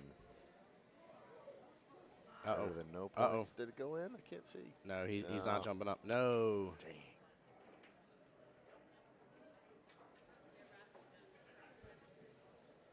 But that puts a lot of pressure on the incoming player now because it's in the pocket. Yes, it does. You know, that's tough. You basically have to look at the table and say, well, I can't miss. Or if I do, I need to miss to where the ball's going to be in a spot where they can't make it.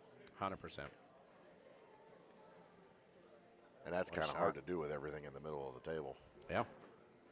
So she's got a task ahead of her, that's for sure. What's cool is she has like a little bit of a nice little run here. Yeah. To where like everything kind of leads to the other. So Oh, she just missed that. Stop. Oh, is it going to stop in there? Oh, I can't curved tell. over a little bit. Oh, here, let's take I a look think from you the other might be side. able to see it. Oh, he Yeah, can see you it can see all day long. Rail first, Caesar. Rail first. Yeah. Do not follow that in. Here, let's get this viewpoint here. There we go. Nicely done. 2 points on the board. There we go. And that's still massive. It wasn't the perfect situation of what Team Universal was looking for. However, definitely good win. It is 2-1 in the wins. Right now in favor of Team Elite 8. We're going on to matchup number 4. And let's see, we would have had a 9 a.m. start time, so that would be 12:45 for the sudden death, if my memory serves correctly. It should be. Yeah. As long as they started on time. Yeah, so we're still a little over an hour, honestly. This matchup has been going very smooth, very, very well paced here. We're in matchup number 4. We're 2 hours, 20 minutes in right this second. Had a couple long matches, so not bad at all. So I believe Elite 8 will be throwing a higher level player since my team has already burned their 2 high level players. That is a great point here. Be a Great point. Good opportunity to do it. Let's see, Russell Scott's played. He's a 7. Lula plays. She's a 3. And what was it? Miss Julie starts off as a 2. Yeah. So 7, 3, 10, 12. So yeah, they still got 11 skill level points. They can still play, and they have a 7 and a 4. Yep. I'm in agreement. I would going through high. I mean, you got a little ways until sudden death. If sudden death was about to knock on the door for sure, and you thought you were gonna dip into it, maybe save that higher to absolutely. really kick butt in sudden death. But yeah, honestly, they're not knocking on that door close enough that I think it's worth that. I think it's time to get the win and be done. Yep, I agree. Yeah.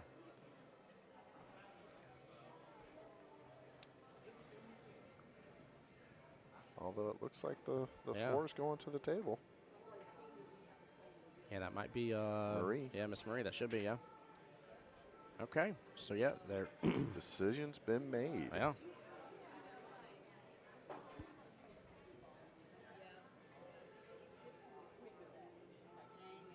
I mean, Elite 8 is still in a great position. So. Oh yeah. It's not gonna hurt one way or the other, but I definitely agree. I think I would have thrown high here.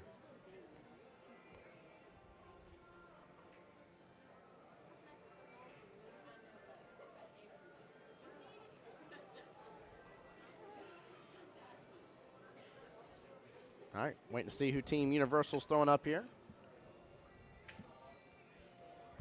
And by the way, fun fact, I did a little questionnaire with Team Universal for this, and you guys will never believe, if they win the $5,000, you'll never believe where they're going. The right answer to that is Disney. They're not going to Universal. I'm just kidding. I'm joking. Oh, I didn't hear who Caesar just said. Yeah, I didn't catch it either. Let's see who's putting their sticks together. Let's see. Caesar was a 6. Wilfredo was a 6. That's 12. Oh, Victoria. Victoria's being thrown. Victoria. 3, 4. They threw up who? Gretchen? Oh, they did. Oh, JK. Oh. All right. Oh, I didn't notice it. Yeah, I didn't either. Should not assume. Gretchen. The 4. We thought it was the 4 automatically. So no, we agree with this throw here. Hey, listen. No, just based on throws. Christy Howe's a 7 in our area. It's a fantastic shot. It's just not common. We do. Yeah, Sure we're fixing it. Huh? I love it. Everybody's coming at us now. Like, why are you assuming that here? No, they're doing what I thought they would do then. Yep. Throw that high-level player up. Yeah, this makes seal complete the deal. sense. Complete sense here. This is a great throw. Gretchen, unfortunately, I'm going to have to cut off the last bit there and not have the initial. I apologize. Yeah, this is tough because Victoria's got to get the W. Yep, she's got to get the win dub. 2. So it's not impossible. 6-2 race then because she's a 7? Yes, I believe so. Ooh, that's a long race. It is.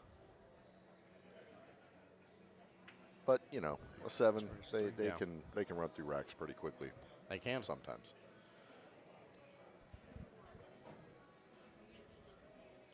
sometimes they can be very long games too. They get into these safety battles, but neither player wants to give up an advantaged position, and they're both just tapping it, and tapping it, and back and forth.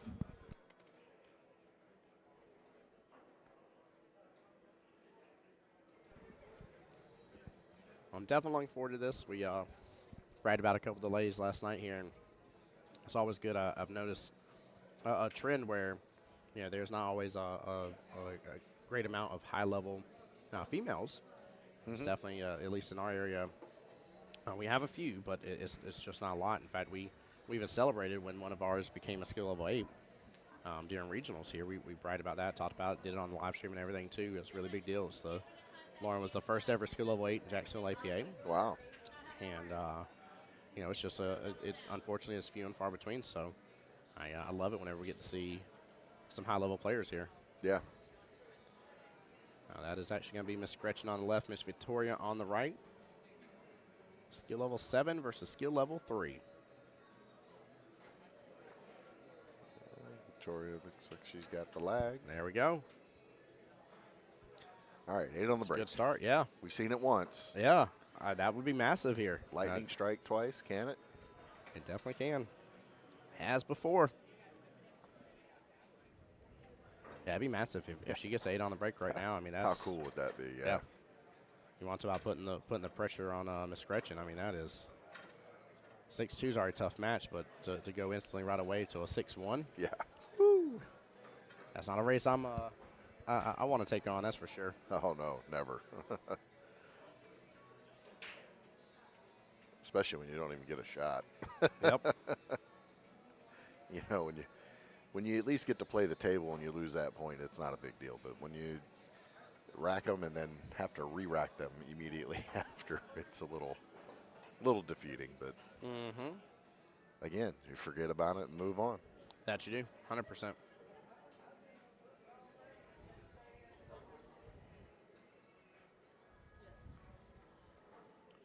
Miss Victoria, your time to shine is now, and excited to see you take on this opportunity here and the toughness that is before you here. But let's see how well you can do and take on this stress here. See if she gets lucky on the break. She gets lucky quite a bit back in league. She wins quite a few of our Q raffles. So there we go. Hey, ball got a little movement. Moving in the right direction. With scratch to the top right here. I'm a little surprised Q ball went over the way it did. So it looked like she was kind of breaking center there. That's a wide open table too. Yeah, she will be solids here by the look. So you got the 7 towards the bottom left. 5 is just a little to the top right of where the cue ball is. 3 is above that as well here. What up, Wesley? Good morning. Let's see here. You got 2 kind of top center. 4 is going to be to the right of that, right above the 8 ball there. Again, top center, close to the right-hand side. And really the 6 and 7 are the only 2 that are here on the bottom half of the table for her. Yeah. So this is good. Keeps that pattern nice and close. Of course, a little traffic now, but. What's up, Stoney? How you doing, bud? Welcome to the stream. Russell cheering on Miss Gretchen here to close it out right here. She definitely could.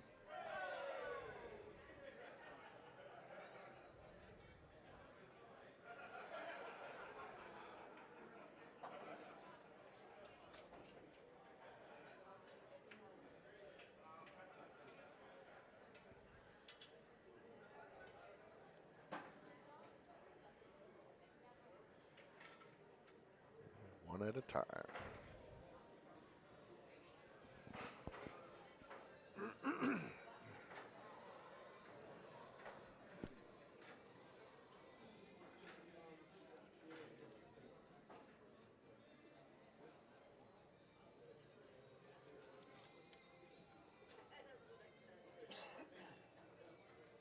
Victoria already off to a really good start here.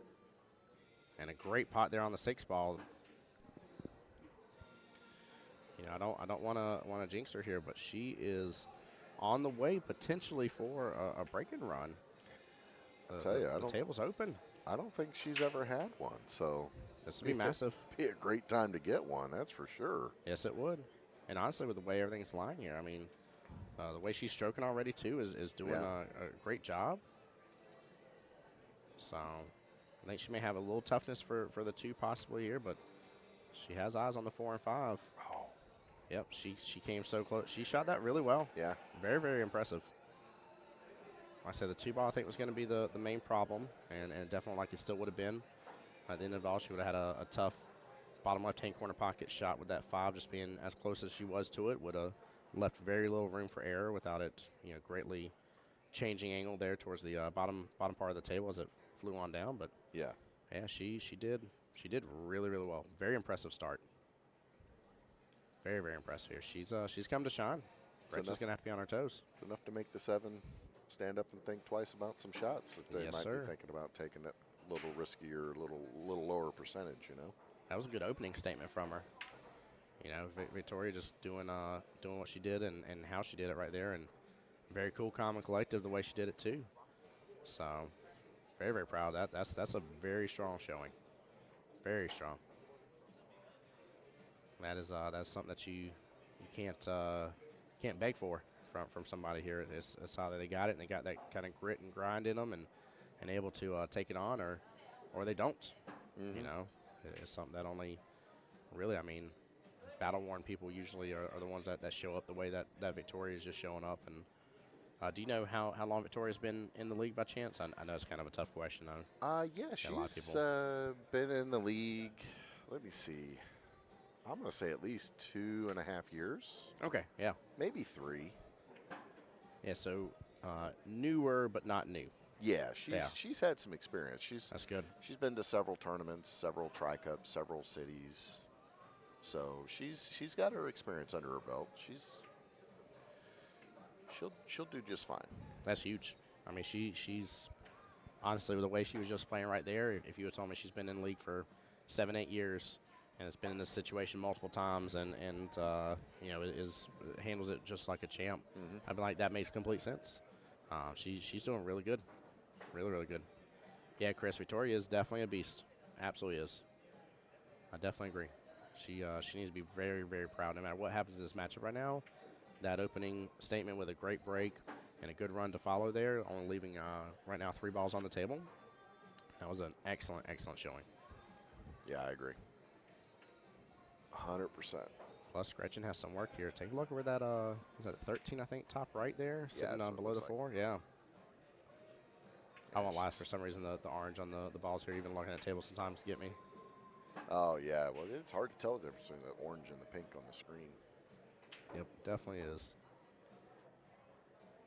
Now, she was trying to get on over and get a bump into this and hopefully make it where it opens up for that bottom right-hand corner pocket is what she was going for.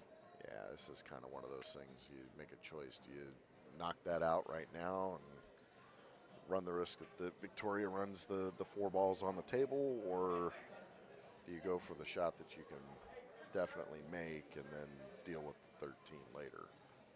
I know it kind of sounds crazy here, but it's tough. But there is a cross bank that is there and available for her. That is not an easy one to do. Yeah. And again, would be, quote-unquote, maybe a hero shot per se because of it being a lower percentage shot. But it is an option here. She does have the back cut here as well on the 15 to the bottom right. Again, another tough shot, but that may be able to get her right back up upfield and maybe potentially a little better above that 13, but it's tough. There's a lot of green to get through to make that happen, and a lot of table to go through. Yeah, there's a path. Yeah, Just not an easy one. yeah. None of them are recommended. Yeah. Well, you go for the 15 and you back cut it. You kind of got to let the cue ball get a little speed on it to get it back down the table. Add speed, you take away accuracy. So. Yep. Yeah, but you lose that cue ball control, and that's of course whenever the pockets greatly open up and it's magic, isn't it? Yeah. They just suddenly expand. She's doing the cross bank. Yeah. Yeah, she is. Yeah, it's a great call. It's a great call. It is very possible here. She gets a clip into the 15. It just didn't open up enough, but honestly, that was a great attempt. Yeah. She Did she block up some real estate for the 5 in the top left, or is there enough? I think there's enough pocket there to still cheat it. I think it goes Yeah. sliding by. I'd love, Just by hair. I'd love to see Victoria actually take on the 5 ball here. It's probably what I would take first. Yeah, I think I'd slow hit it. That way, if I miss, I take over that pocket and add again another corkscrew here into Miss Gretchen's plans. Yeah. But also the speed control will give you still good eyes on the 4 here, since it's a little below that top right hand corner pocket. Nice and light. Yeah. Easy touch. Yeah, this is the pocket speed game right here. It is kind of slow. She is going to hang in the pocket. Yeah, that was brilliant. Yep. There it was. I mean, the only way more perfect would have been maybe, I'm talking about just the tiniest of notches. Maybe if that was like a 3 on the power scale, maybe a 2.9. No, that's a classic two-way shot right there. Yes, it is. And it was brilliantly done. Well played. She's, don't know if you asked for this, Gretchen, but you're getting what you paid for. Just giving her a run for her money. Alan in chat over there on the Facebook side saying good luck indeed to all the participants here. Alan, which team are you cheering on? Ooh, yeah.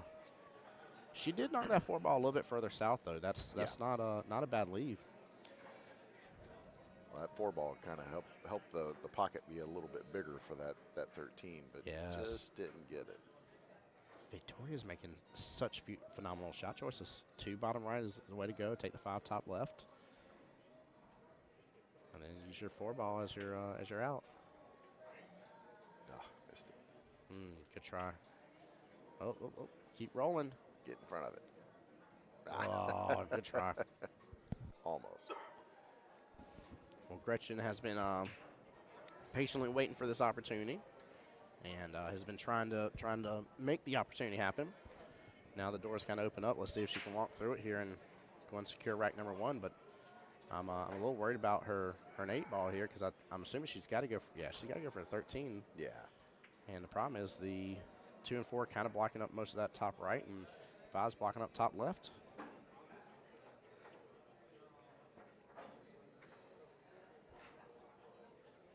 She could potentially get this back to the right-hand side of that 8 ball from here, though.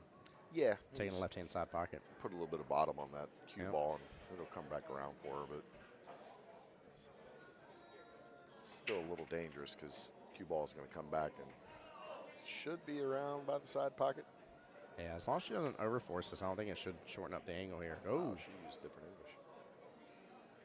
Yeah, she ended up making it where she was on the left-hand side of it. Interesting. Yeah. But still, I mean, a great call from Miss Gretchen. Yeah.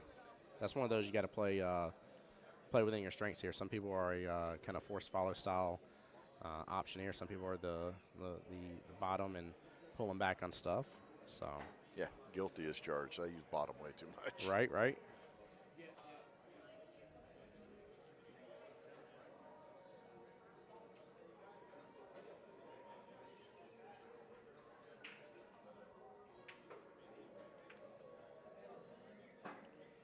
Just gonna shift on over. Slow down, cue ball. Look at that. A long rail shot. Yeah, she needs to kind of almost hold it just past where that 4 is and take the 5 top left. I mean, even if she just barely hits this 5 and leaves the cue ball behind the 2. Oh my God, she does that with this defense here to be brilliant. And she could too. Yep. I mean, Gretchen would still be able to kick around the table there, but make it as hard as possible. Mm-hmm.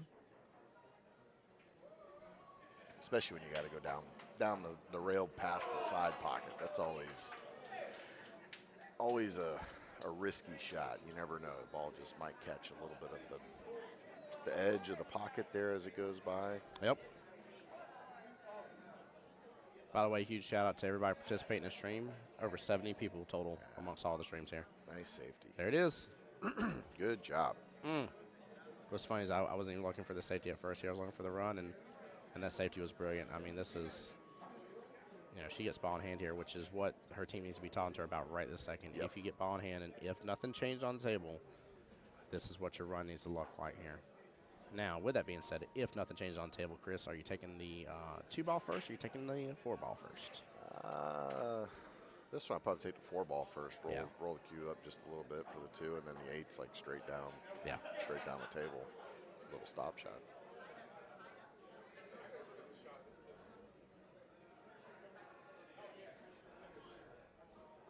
Let's see if Gretchen can work her way through this here. This is definitely a difficult shot. Going against the top short rail here. She needs it to open up for her. It's drifting over there to it. Tap it, tap it, tap it. Oh, wow. Just good try. Missed it. Wow, that what was a phenomenal shot. try. Yeah. Yeah, I know it wasn't a pot here, but I think just because of how, I mean, she was in a very difficult position. She had very little room to really get the proper angle here without it being incorrect off that top short rail, and she was. I don't think she could have missed that any closer. Yeah. Without hitting it. Exactly. I mean, that was very well played by Miss Gretchen there. Nicely done. Victoria has gotten her wish here and is set up for the run here. I definitely like this here. She can pull the cue ball back a little bit. Don't bring out that bridge. Yeah. Very few times here. I found that there's exceptions to almost every rule, but very few times should you ever in the history of ever have ball in hand and have to be using the bridge. Yeah, just pull it back a little. A few more inches away from that object ball should not make or break you from making it. Make it on the angle that you want to. It drifted up. I wonder. No, yeah, that eight's taking up the real estate. Yeah. This is essentially the one place you could not be on this shot here. Yeah, it's a tough one. Doesn't go by the 8. Won't go in the side. You don't have enough to get it in the corner. Yeah, back cutting that bad boy is. It's a bad spot right there. Played it with just a little too much power on that last shot. Yeah, 100%. Guys, keep in mind, too, I didn't look fully to see which way Miss Victoria was doing, but remember, for those that are overusing bottom, a lot of us low to mids are guilty of that. Bottom is something we go to. Keep in mind, if you shorten up on the bottom, that turns into top. So if you don't give enough, go on top left. Oh, she gets it. She gets it. Wow. Wow. Oh, my gosh. That was crazy. Man, a shot and a half of the day here. Nice little 3-rail. 1, 2, 3 countdown me into the heart of that top left-hand variant. Yeah. I mean, is that? Yep, Florian's calling me on my phone here. Yep, very impressed with that shot. I mean, what a run. Goodness gracious. Now she's in Toughville here, but she feels confident with the bank top left. I'm a little worried about that. I think. I don't know about that. I think the back cut in the right-hand side pocket may be better, but again, she's got to watch out for scratches no matter what. Yeah. It's scratch city here. She's got to let this open. Yeah, she hits it hard. Yeah. Harder you hit it, shorter the angle, guys. Yep. She'd have hit that about half speed. She probably would have made it. Yep. Good try, though. Yes, it was. And again, this is the first rack out of possibly 7 total racks to be played here, and she has come in swinging like a champ. Definitely keeping pace. Yes, she is. Yes, she is. So Gretchen's gonna see that here, and again, like you said earlier, could make her question some shots. Yeah. And if you get people question their shots, mistakes happen. Absolutely. So, not saying Gretchen's going to have that, but just in normal translation here, lack of confidence on the table. Yeah, it's always that second guess that gets you. Yep. I had that this past week in Masters, and I didn't think I could make a certain back cut. I have been making back cuts, but I really felt like it just wasn't gonna go. Mm-hmm. And I looked at another option on it. I'm like, nope. I said, back cut is immediately where my gut told me to do. I said, I have that memorized for a reason. I said, I've got to go and attempt this back cut with full faith. Yeah. And so I did a little walk and chalk, as I call it, and went around the table for just a second, did my lineup, made sure I felt confident, got down, didn't adjust anything from there after I got down for the second time, I should say, and said, hey, this is it. It either goes or it doesn't, but I have full faith that I'm here for it to go. Got to commit. Got to commit. Yeah. Yep. No half guessing here. So Elvira over there giving some flights, saying, "Go Gretchen." Gretchen getting a hold of it a little bit here. Like 8 ball went to the left a little bit. Not too much, but it did move. By the way, a lot of y'all liking the stream. Appreciate you guys. Make sure you're following my Facebook and YouTube, The Voice of Jacksonville Pool. You see my little logo there at the bottom left-hand corner. Come along with the ride here, guys, on all the journeys I go on. Weekend after weekend, guys. Very few times do I have a weekend off where I'm not doing a tournament of some sort.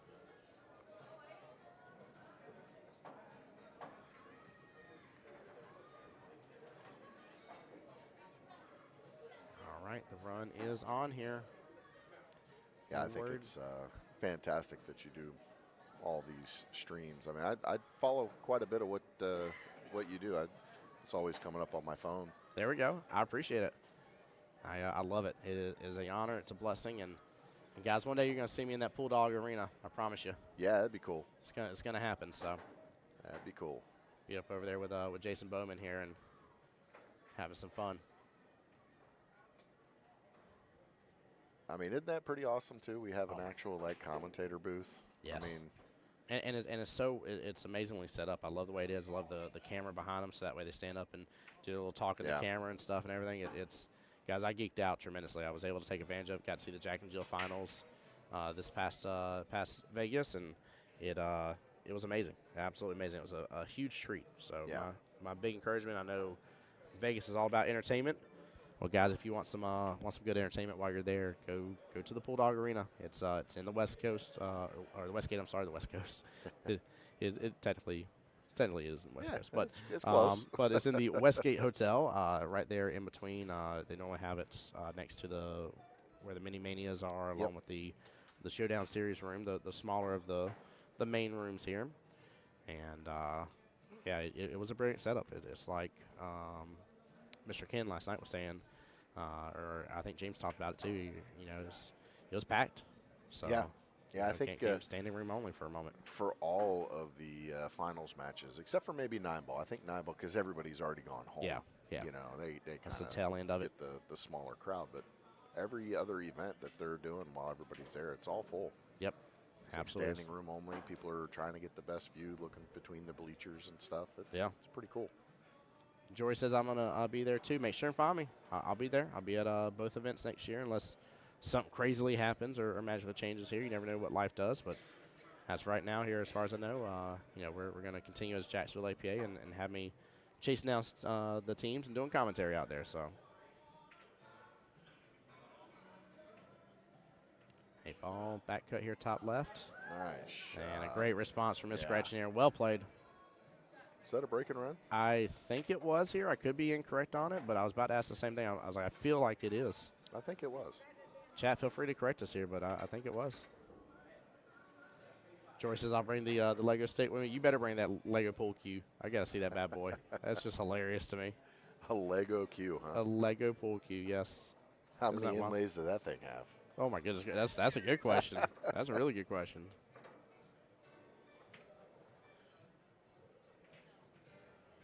That'd be kind of cool, though. You build a cue out of Legos and put some epoxy around it and put it on a lathe and turn it down and shine it up. Yeah, see what comes out. Yeah. You know? Yeah, I think that'd be amazing.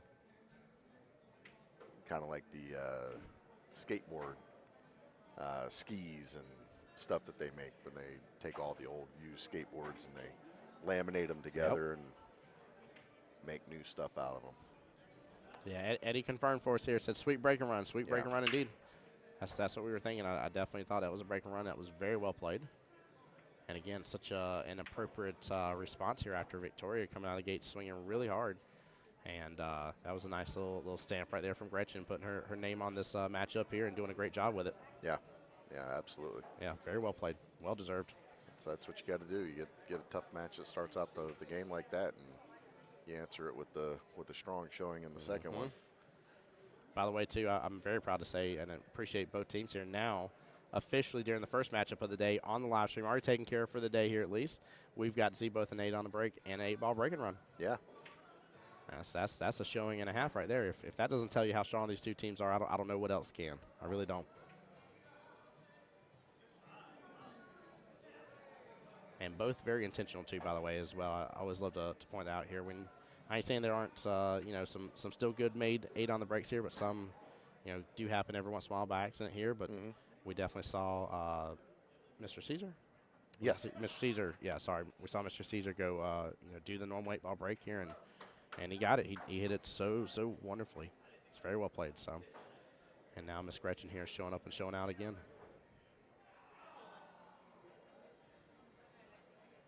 Yeah, very proud. I know the score says 6-2 overall with the team points here, guys, but very proud again from the showing on these teams. It's really good. Yeah, it's a great match. Oh, was there an inning? Oh no, Russell may have corrected us here. So there wasn't. Oh, there was. Okay. I don't remember seeing Victoria shoot, but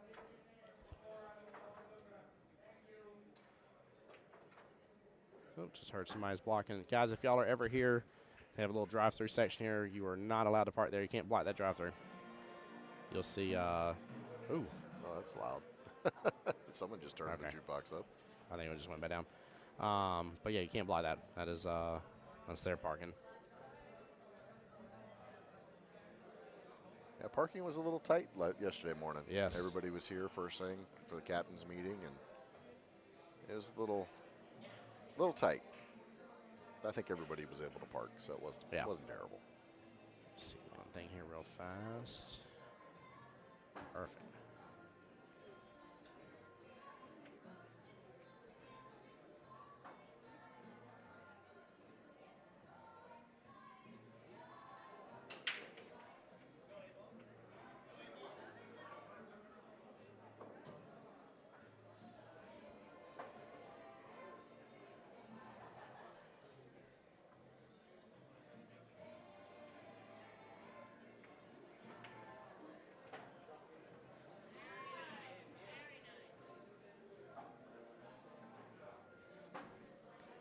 Victoria's firing right back. Yeah, she is. I mean, again, she's got to be extremely proud with how she's already been shooting. This is very well done. Very well done. Just get that problem back there with that 3 ball next to that 11. Yeah, you got a nice little, was that 2 stripes cluster there? I think it's 11 and 14 are up there. Something else is up there with it.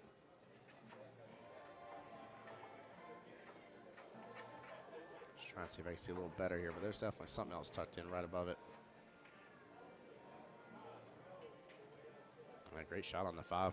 Good pot.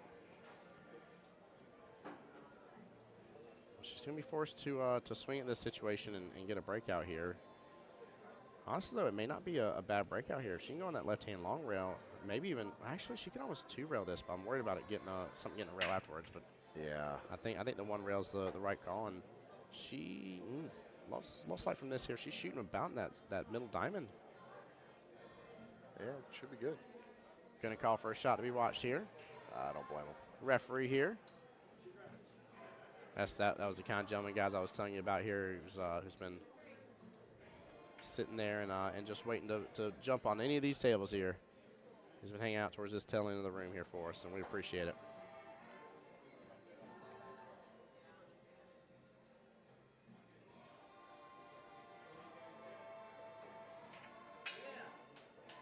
It's like a great hit to me. Yeah.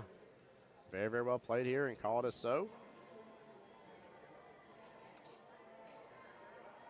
Now, and downfall is that has given Miss Gretchen a lot of breathing room here. Yeah, it's almost one of those. It's difficult because you're playing a 7, and you know they're capable of breaking balls out with other balls, and you know you almost want to give them ball in hand because you don't want to break your ball out from those 2 problem balls that they have. But at the same time, they're capable of breaking it out anyway. So what do? Do you give them the opportunity with the ball in hand, or do you do what Victoria did and go for the good hit? I'll be honest with you, that's a easily debatable question, and I don't think there's necessarily a 100% wrong answer. I think that comes down to the way you're feeling about how your opponent's shooting and how you're shooting and everything. And I think in this instance here, just because I've already, if I was Victoria's shoes and I'm coming out the gate super strong and definitely giving Miss Gretchen a little worry here, and I'm going to know that I'm giving that to her here with the way I'm shooting. Yeah. I honestly think the breakout was the better of the 2 calls, but it is situational. You know, it's kind of like, do I bring an umbrella or not outside it? Well, is it going to rain or not? Well, there's a 30% chance. So, yeah. How am I feeling about that? You know, do I feel like every 30% chance I see is it raining every time? and it all depends on your answer. So, honestly, not a bad leave. It's tied back up with the 10. Yeah. And granted, Miss Gretchen can, quote unquote, if you will, punish her from that being locked up. But honestly, here with Gretchen being skill level 7, she's going to be aiming to get that breakout. Yeah. It's tough. I felt like if that 8 wasn't there, she could get it from possibly this angle here. Oh, yeah. The 11. You got the 11 right there. You just come off the rail a little bit and play some English, and it'll come right down. But you got to be careful with that 8 ball right there. Yeah, you do. Yeah, it's not worth the risk here. So Gretchen's going to take that into account here. Yeah, just fire it with a little bottom, pull it on back. Nothing crazy.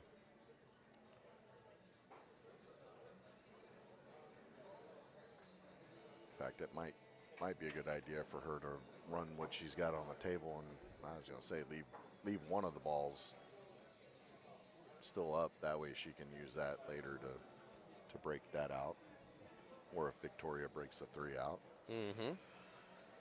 But she missed that shot, so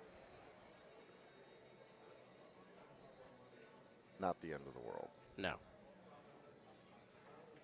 I'm worried if Victoria goes on this head-on instead of going against the rail, she's going to clip it, but possibly scratch that top right-hand corner pocket. Yeah, it's a dangerous shot. Very risky. I think 10 ball. first, Yeah. She's going to save ball on it. Yep. Good sportsmanship. Way to give the cue ball back to your opponent here. I love seeing that.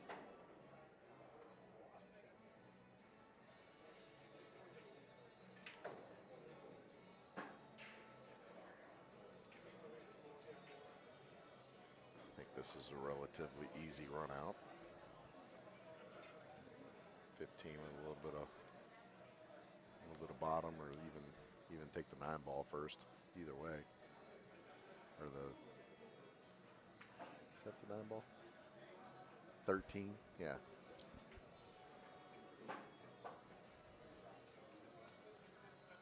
By the way, guys, over 80 of y'all in viewership right now across the board between the 4 channels that are going. Appreciate you guys. That is higher numbers than yesterday by quite a bit, so I appreciate y'all so much for that. Had a good showing from both sides here, coming in the stream and being supportive. Oh. That was essentially the only place you didn't want to be on that. Yeah, that's not a great leave. But she's a 7. She is. She's like, I've dealt with tougher situations. It's just so tough when they're so close like that to get that right shot, because it's hard to see. It doesn't seem like it would be, but when they're close together, it's almost harder than if they were separated by 5 or 6 inches.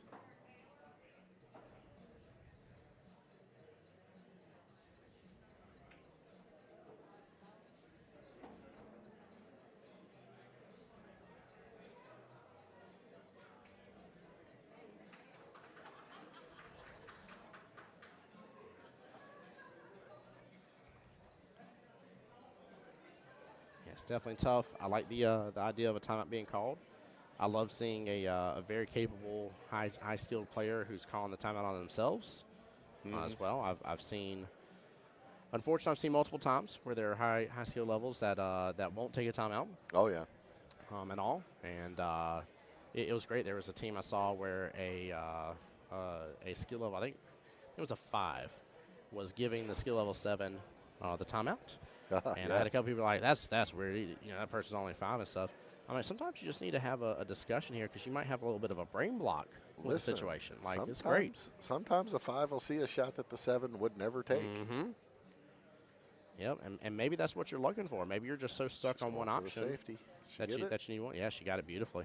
Nice. I mean, granted, Victoria can see part of the 3, but honestly, with the distance here, it's a long shot. Yeah, it's a very, very smart move. And she's right up on that rail too. So. Yep.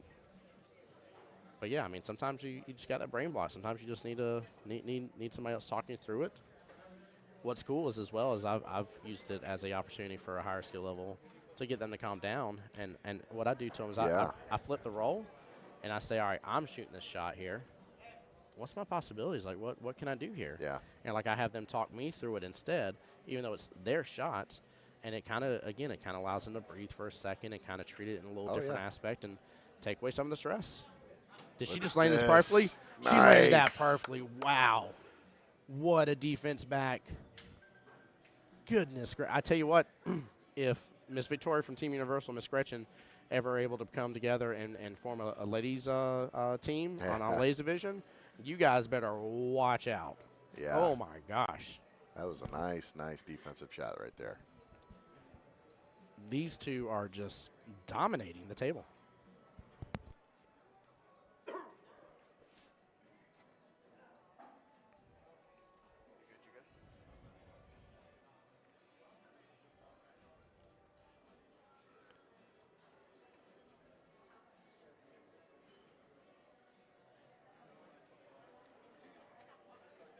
They look like they're about on the same line, so you just kind of split the difference in half, and you should be able to make contact no problem. Looks like she's trying to figure out how to make the ball. And I don't remember if Miss Victoria's used a timeout. Gretchen just did. So we're bragging about that. So there may be a good used timeout coming up here for Miss Gretchen here in a second again, if she can get ball in hand. I know the run seems very apparent and obvious. However, I think kind of just talking her through it would be huge. So Gretchen's got to get a good hit off of this. I would fully assume that Victoria would be able to do the run. Oh, it's going to open up too much. Oh, barely. Just a tiny bit. Tiny bit. Yep, ball in hand over to Miss Victoria. Very good play.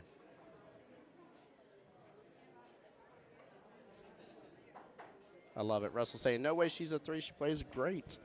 Brother, keep in mind with skill levels here. I know, there's other leagues out there in the world that have different systems here. But keep in mind within APA, you're not just a 3. You're a 3-something, right? Yeah. So she could be on the upper echelon, right? We talked about my journey as well within Vegas of me knocking on the door and overcoming and becoming a skill level 5 for 8-ball while ago in Vegas. And just recently my journey of becoming a 5 and 9-ball, I had 2 back-to-back sessions, 70, right at 71, 72% some odd number win ratio. But I was struggling. My wins were always small wins.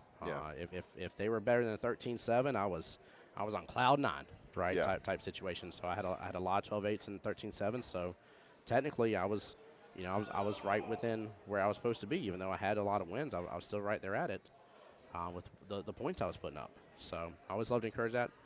Plus, also, you just never know with people. Good opportunity. You never know with people, right? She could be cloud 9, could be her birthday coming up soon or anniversary or something, and people get these great feelings, and we all have our good days on the table. Yeah, so. that's a good point because she's actually she was only playing on was it 2 teams? She was on 2 teams, and she recently was able to free up some personal time.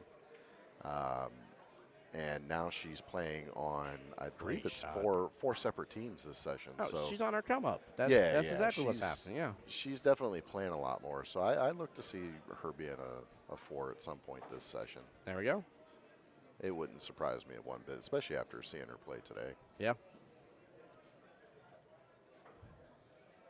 Yeah, I love it though, man. It always is amazing to see. I love it when people are able to play their best game and really do well, and you start to see some of, again, those key behaviors that it's like there's that next step. Mm-hmm. Like you're on it. Like you got 1 foot already on that next step. You get the second foot up there. Get the second foot up there. Walk that step. Come on.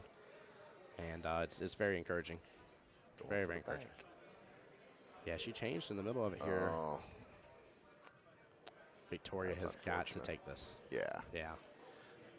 Take your time. Yep. Set the shot. Take a breath. Yes. And just make the ball. Yep. And again, for anybody just joining us here, by the way, guys, we are on matchup number 4.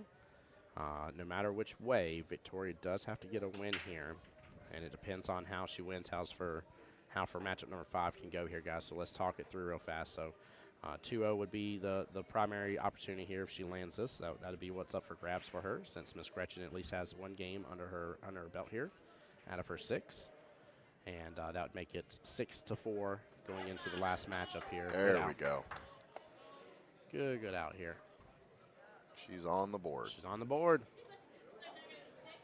So yeah, that would make it 6-4. That's what that'd make it here. We go in the last matchup now. We are 40 minutes away from sudden death here, if my memory is correct here. Which, luckily, Mr. Chris has backed me up on that here. So I think between both of us here, we've done this enough. We got it down pat. Yeah, they're getting close. Now, as long as they can get that last match started before sudden death gets called, they'll be able to play it out. But if they don't get the balls broke and sudden death gets called, doesn't matter they lag, they still have to play sudden death. So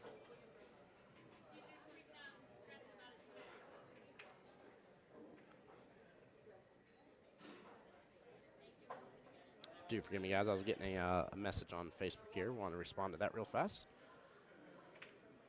But yeah, it really, I mean, Victoria's got to get the win. Can't go to the hill. If it does, it's going to make the next one not an impossibility, but it'd have to be a 3-0 flawless victory from Team Universal. Whereas if she makes it 6-4, from there here they can. Actually, no. Hold on here. No, that'd make it 2 wins. They'd be tied 6-6 with it, and yeah, it would actually go both racks then. Yeah. Yeah. It Sorry. would definitely go both racks. 100%. Guys, welcome in. By the way, I see more of y'all coming to the stream here. We've actually reached right at almost 90 of y'all between all of you here, guys. I wonder if we can hit a big one hundo before we get to the end of the stream for the first part of the day. Keep in mind, 2 p.m. Eastern is the next start time. So no matter what happens with this one here, we'll have another live stream here. We were able to get things started on time for the 9 a.m. rounds. There's no players meetings or anything like that here. So Jory, I like that. Jory says secret to good success in pool is singing the Baby Shark song in your head while shooting here. Yeah, keep your brain working, right? Yeah.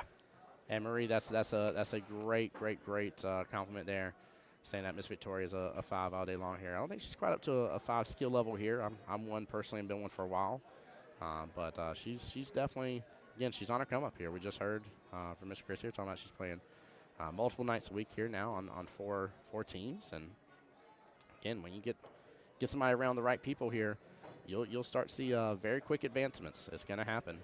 Yeah. There's a couple of really huge Super 7s in our league here, and there's a couple of them that really they're just phenomenal at how they coach players. And you see a person get on 1 or 2 of their teams, especially 2 in the same session, and yeah, you'll see the growth. It happens super quick. Yeah. It's like, man, like where was this 3 months ago? And you're like, well, I've had 3 months to grow with this person. Like, it's doing it. And she's on one of those teams. So Yep, she there it has is. a team that she has one of those Super 7s that's only lost like 10 matches in his lifetime, kind of thing.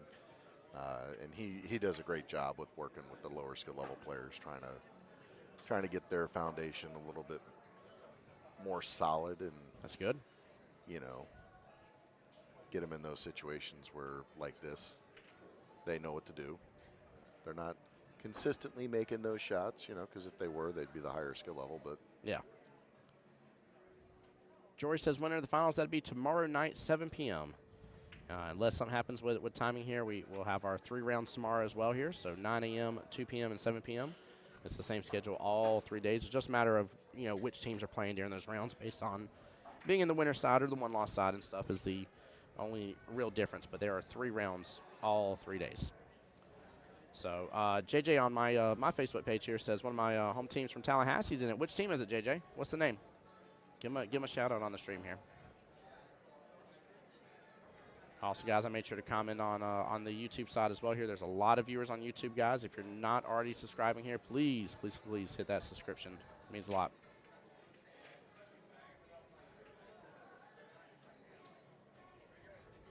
Jory says I'm on 6 teams right now, and I told her, good Lord of mercy, Jory. Do you know what anything else other than pool is? Have you been to the grocery store recently? right? 6 teams. I mean, even if you're playing as I always call them the specialty ones, but like some leagues have a destination division playing for like a cruise or a trip somewhere. You have your monthlies with masters and lays and stuff like that. Is that some of the other stuff you're on as well, or what's going on here? Give me 1 second. took care of it over here at least. So yeah, I had a couple of tables on the other side that have the lights off. Yeah. And then people were standing around them. They were this high. Right. Yeah, I've kept. Oh, You're so awesome, Tim. Thank you. my pleasure, but I didn't see that.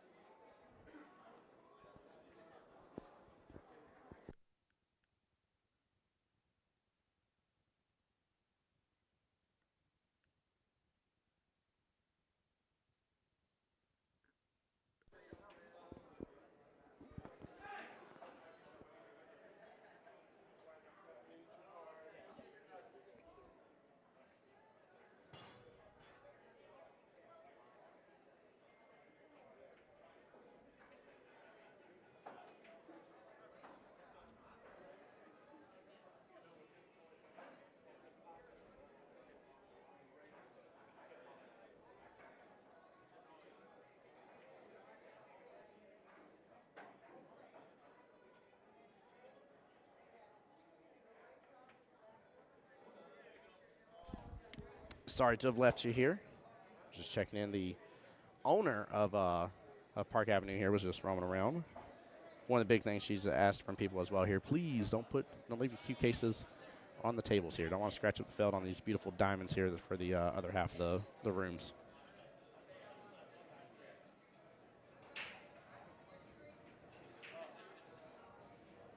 Jory says, I love watching these matches and learn a lot. Hey, that is one of my other top points in doing this. One of my favorite things that people will tell me from time to time is they're like, I went back, rewatched my match, and learned this and focused on that and this, that, and the other, and it's always huge. People take advantage of it, and they should. Yeah, you get to see all kinds of things that you don't really recognize that you're doing.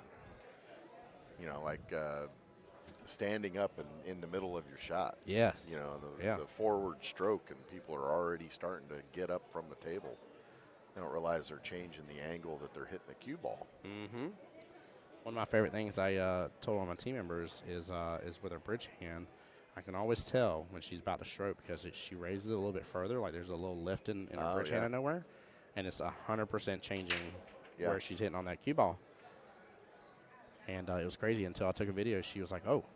She's like, wow, this is what? And I was like, yeah. I was like, I can always tell when you're doing your pre-strokes. I was like, I can tell you which one you're going to actually follow through and do your shot on. Because it is that moment when your hand raises just the tiniest bit. It ain't much, but it's there. It's like playing poker and having tells. It is. It very much is. Speaking of tells right now, I'll tell you, I don't like these three balls here towards the bottom half of the table. Gretchen doesn't like it out of here. She's ready to go and start working on them. Oh, it doesn't move it at all. Yeah, she's trying to get it closer to the pocket, I think, would have been better. Yeah. She was trying to work with it. Still not a terrible position to leave Victoria. Mm-hmm. Yeah, she's close to the 4. She's got eyes on the 3. Or I'm sorry, that's the 5, forgive me. She's close to the 5 and 1. Sorry, the 4's there to the top left with the 7. Robert, thank you for being in here and joining us. Appreciate you.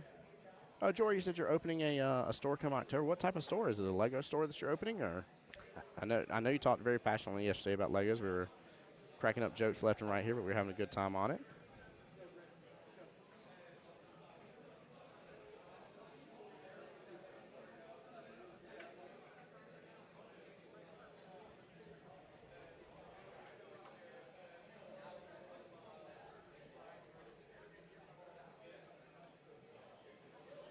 Lots of top. Yeah, gotta really find a sweet spot with the follow on this. She'll come right on down. A little too much. Yeah. And she got in the window just. Yep, her team literally telling her, hey, you had to hit it. Yeah, she did have to hit it firm, but it obviously, she had no room for error. Had to be in the heart of the pocket. Them pocket points, love doing an amazing job jumping up out of nowhere and slapping around the cue ball a little bit. Yeah, it's amazing how they extend on their own sometimes. Right. They definitely do whenever I'm on the table. They just magically get in the way. Mm-hmm. Yep, they are a huge fan of torturing me from time to time. So.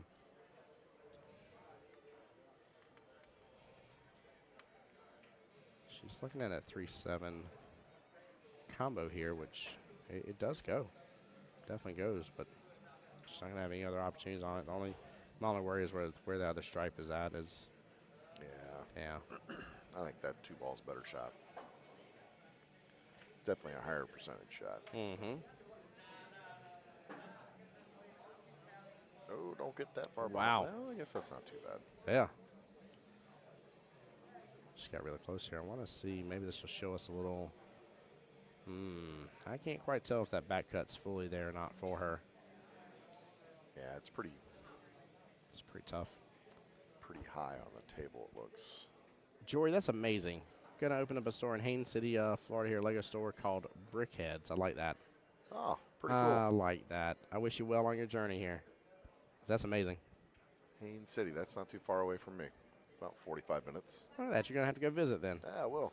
I love playing Legos when I was a kid. It's amazing how far they've come along.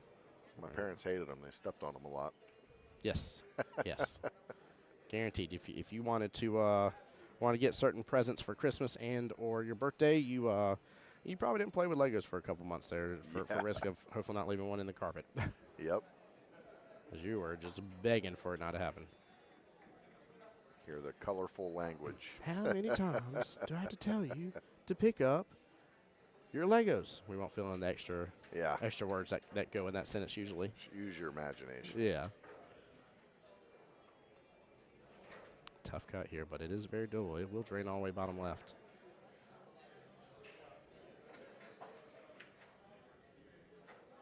She goes for it. It's going to hit a little too early on that rail first. Coming close. That's all right. Hit about the middle diamond there on the left-hand long rail right above the bottom left-hand corner pocket.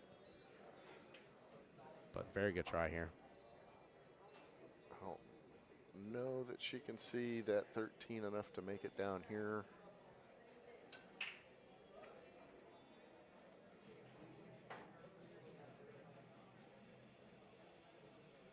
She might be in the same situation with the 10 ball. She's looking at it pretty good. No, it was good. Nice and clean. Oh, don't scratch.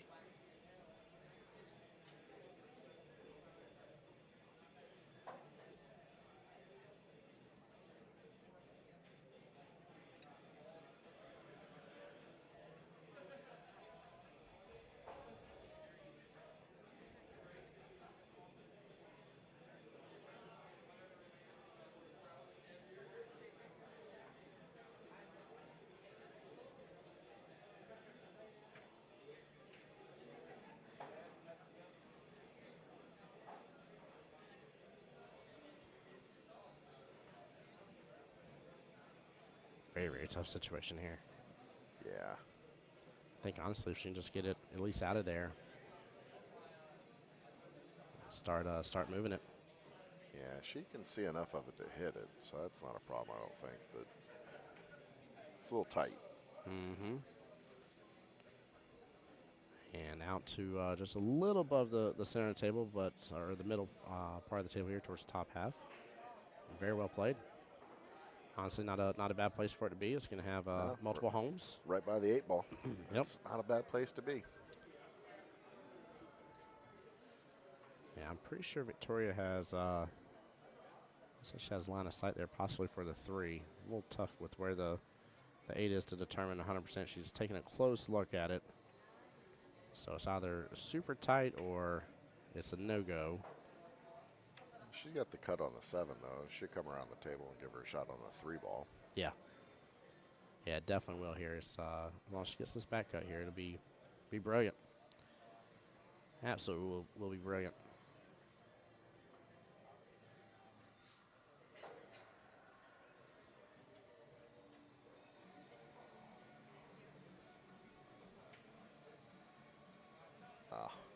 Just missed it.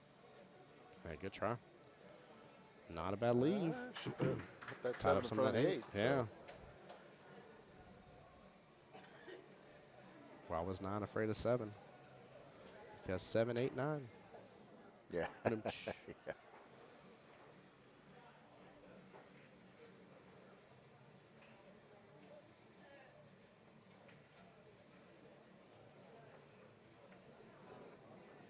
Oh, no.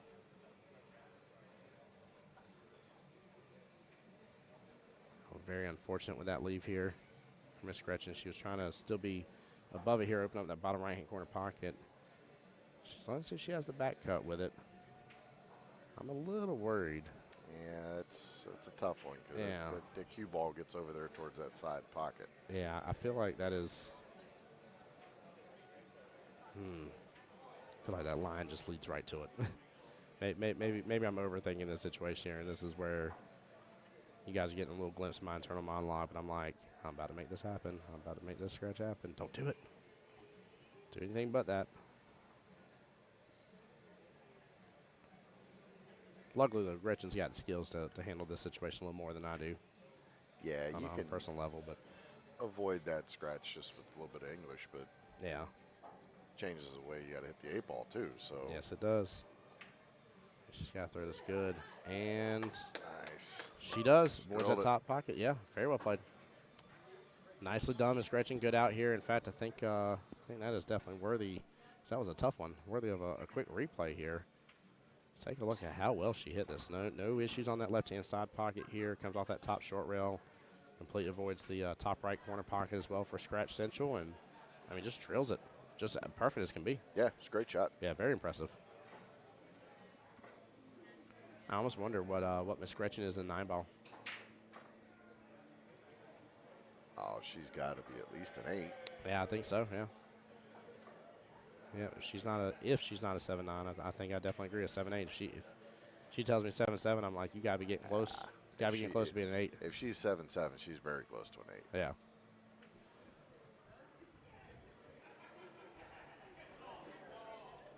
Again, huge shout out to both these teams here. Both these ladies fighting extremely hard for their teams, and again, really putting on such a fantastic show. Great matchup number 3. Eddie says she's an 8 in 9-ball. That makes complete sense. Sure does. Yep. Thank you, Eddie. Appreciate you answering that, by the way. Appreciate you being in the stream supporting, too, for everybody that are part of these two teams.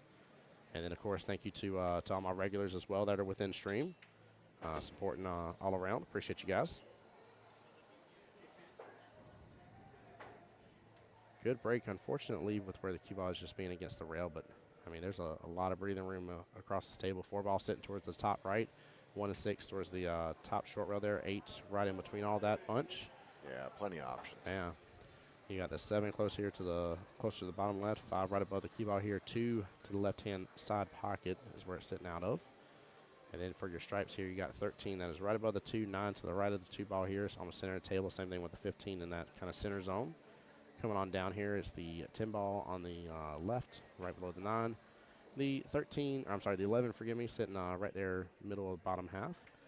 And 12 ball sitting towards this bottom short rail, along with the 14 sitting right above where the cue ball is. That was a pretty fantastic rundown. Thank you, sir. It helps. It's funny. I was told one time by a person, they're like, sometimes you got to do some commentary as if somebody can't see the table. Oh, yeah. And I was like, touche. That I makes was like, sense. that'll also help me as well, kind of start memorizing where things are a little bit for each rack, and give me a little better help through the table. I was like, that's actually right. I was like, that's pretty good. Tom is giving a huge shout out to Miss Gretchen, saying she's got great sportsmanship and integrity for the game as well. Always a good match playing, Gretchen.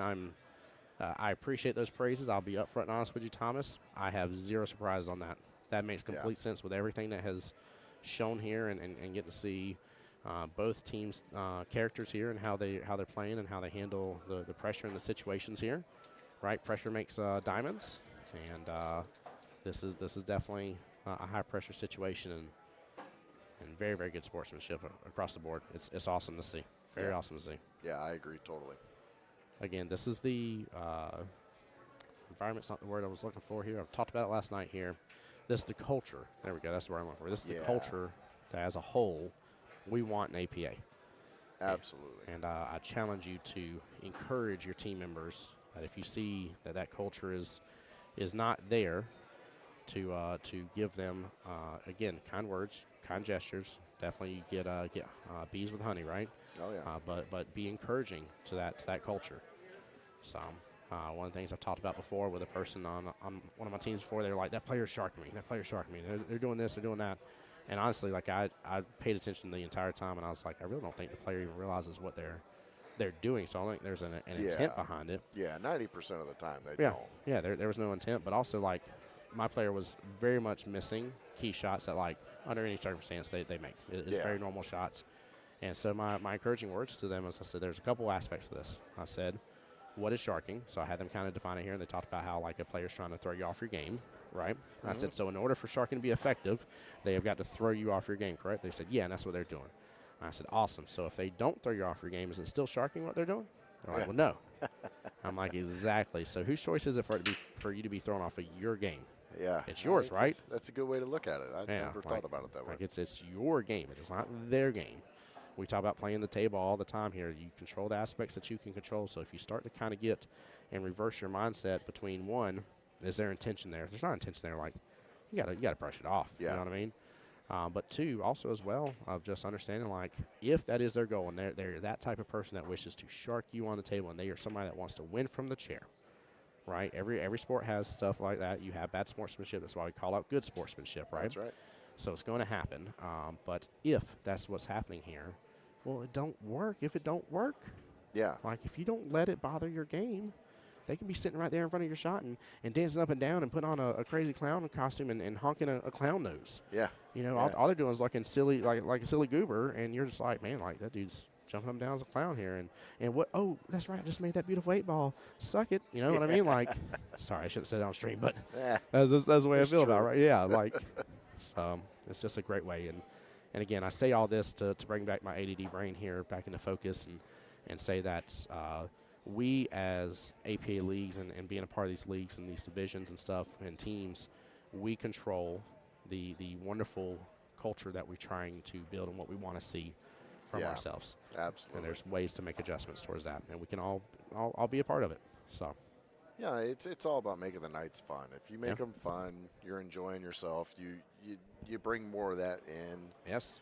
You know, the positivity breeds more positivity in the league, does. and teams see others having a good time and laughing and cutting up, and they want to mimic that, and they start changing how they behave, and before you know it, it has a tidal wave effect. It does change the division, and everybody starts to have a great time. The division gets really big, gets really strong. By the way, Wayne Kelly, I see you sharing out the stream, brother. Thank you, sir. Appreciate you on Facebook. Jory, I like that. Jory says specifically, I say take 5 seconds before my shot and just breathe. Yep. You do have to win in your mind before you can win on the table. Yeah, it's same thing, right? I talk about my little internal monologue. You'll hear me. Mike even called me out on it before here and gave me a great recommendation. I got to get an audiobook here about my mental game and stuff. And, I was sitting there talking to the 8-ball. I was like, what's up, 8-ball? It's just a normal shot. I took the tough shot to get here, and now you're just a normal 8-ball shot, and I dogged it. Yeah. Yep. And he's like, Tim, basically you were defeated before you even wanted that shot. He's like, I overheard you talking and stuff. And he's like, you did that out loud. And I started laughing. I said, yes. I was like, I have conversations with the 8-ball. I was like, it's very, very common. I'm like Adam Sandler for a moment. Just go home, ball. Get in your home. So. Was it Chevy Chase and the golf Caddyshack? No. Right, yeah. Be the ball. Be the ball. Win with the ball. Was that a good one?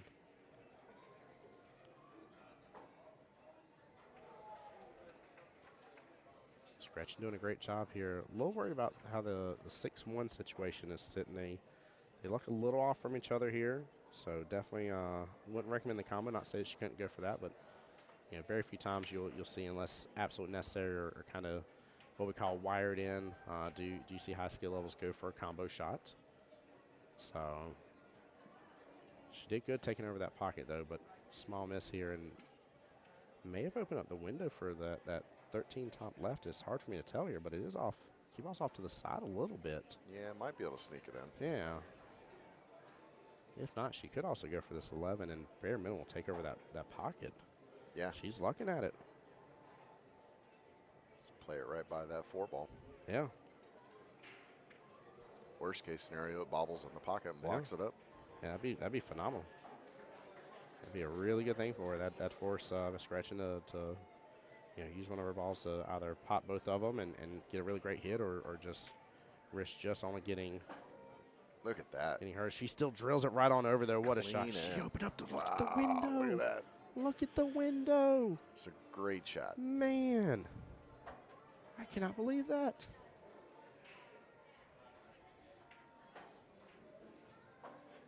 Man, look at this brilliant shot here and just perfect speed. Yeah.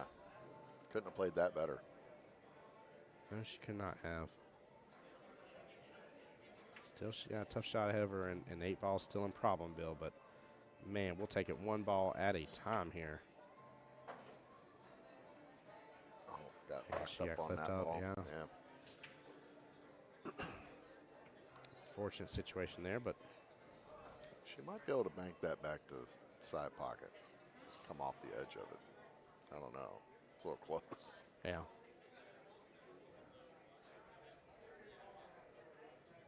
Looking to see if it's frozen. Definitely should do so. As guys in APA here, you've got to make legal contact with your next object ball, and then any ball, cue ball included, needs to hit a rail afterwards here. If that 13 was frozen, and if she was able to, which is very tough to do here, not get a double kiss, but if she was able to hit directly into it, and that 13's frozen here, well then the cue ball will have made legal contact, but then nothing else would have touched the rail because it is already sitting on the rail. Yep. So, Yep. And that one's a hard one for some people to get used to sometimes. yes. Yep. Play that one wrong a lot. Hey, he's showing her the bank. Yeah, I think even with the bank here, regardless, I think this is a great call because more than likely the cue ball is going to go 2 rails, maybe come on back down, downfield. Just don't leave it up there. I mean, I'm not saying obviously Miss Gretchen has a kind of a goose here sitting at the bottom right with the 7 ball. The force acting as a goose as well to get her back to the problem with the 6-1 situation. We'll see how she handles that situation. Oh, she missed it. Missed it. Trying to hit it too thin. Yeah. I would say with there still being time on the clock here, one recommendation to a team I always love seeing. Nothing wrong with getting down and just kind of looking at their lineup here and letting them know that it's good to swing at. Yeah. So take full advantage of that 1 minute, and when you're leaving extra seconds on the board here, and either not using. By the way, people get confused about this. You can use chalk on the side rails, right, to put it where like the diamonds are, for instance, here, and kind of tell and use that as a marker to tell your player where to hit. Yep. That's always one that gets questioned a lot here, and there's no rule against it. So You just can't use the chalk to physically mark the cloth, don't mark color the a cloth. line. Yeah, You can't color on the table. You will have very upset host locations. Yeah, with a quickness, Yeah, and rightfully so. absolutely rightfully so. I'm like, why does my bar bill have an extra $500 charge of, and it's labeled Simonis here? I don't understand who ordered drinks on my tab. Yeah. That ain't my friend. Who's Simonis? Who's Simonis? Yeah. Who is Simonis and what did they do? Oh, almost man. got it. Almost opened up. Great try. Wow. Crazy close for the amount of distance that was. And she's still got a smile on her face. So. Yeah, she does. As she should, too. I mean, honestly, this is obviously a very important matchup here, but this is not the end-all, be-all defining moment here. And she has a lot of praises to be very, very happy with how this is ran. Yeah, So. absolutely. She's handling the situation very, very good. Yes, she is. Yeah, it's very impressive to see. I mean, she's in a do-or-die situation. She has to win in Yep. order for the team to stay in it. So she's doing what she's trying to do to keep them in the game. Yes, she is.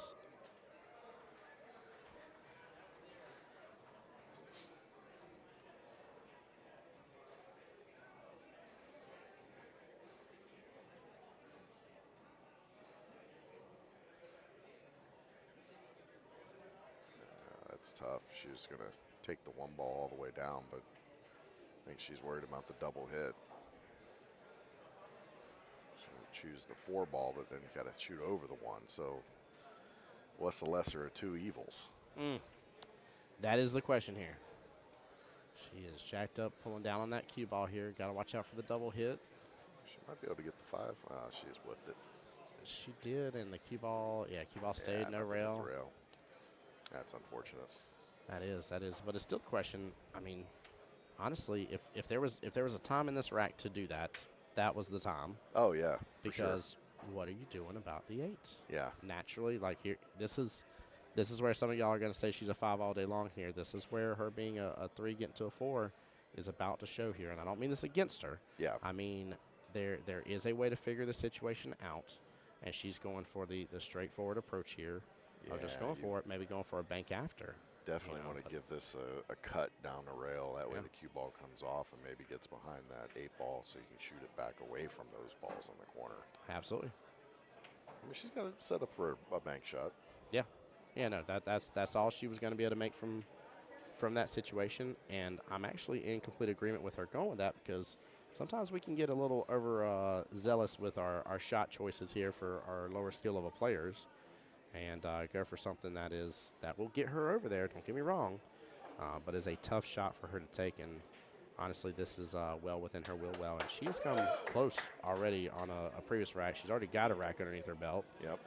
So she has been shooting extremely confident, and I would rather err on the side of trusting her and her confidence than me being like, you got to go for this shot. Well, you know, it's about the basics. You Yes. keep it simple, stupid. The kiss Keep it theory, simple, right? stupid, yeah, 100%. 100%.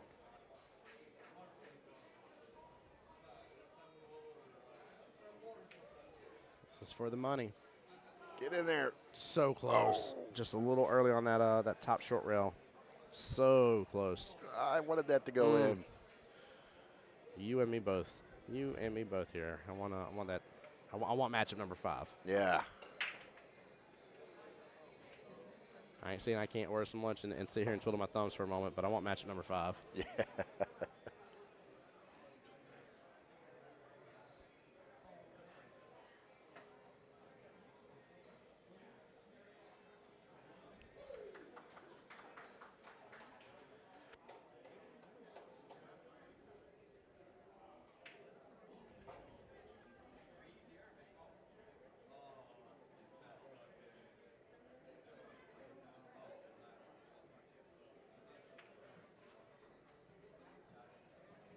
All right, and here again, I'm so ecstatic to see this, and especially now that we know that Miss Gretchen is a skill level 7 and 8 ball and an 8 and 9 ball. Yeah. Again, another timeout here.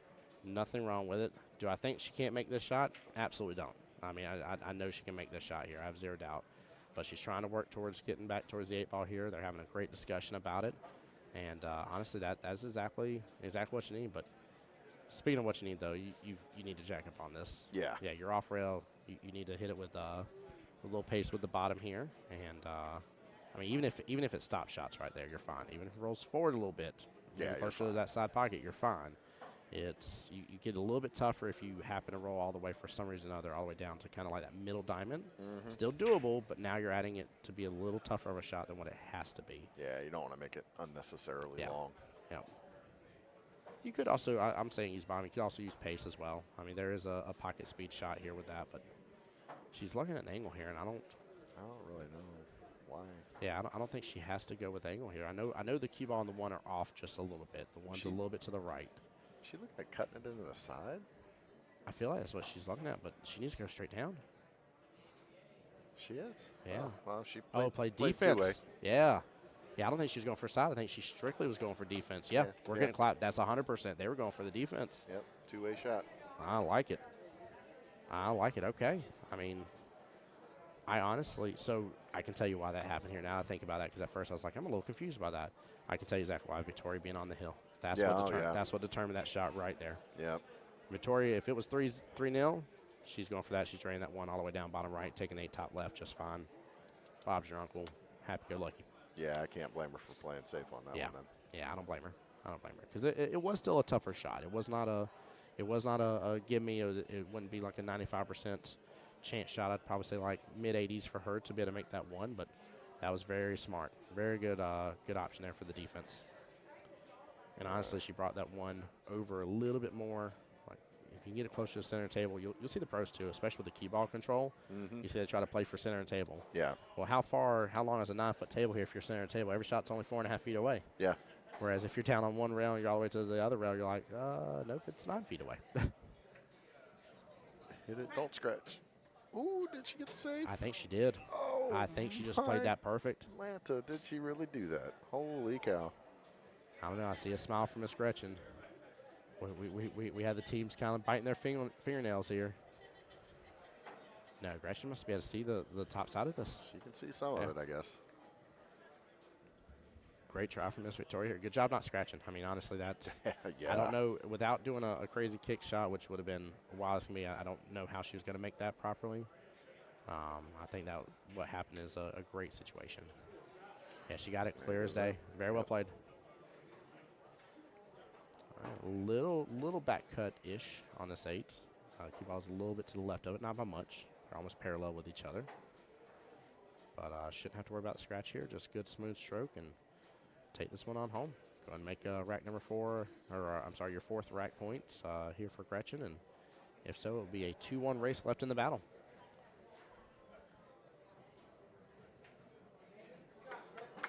And she gets it. Well played. Yes. Nicely done.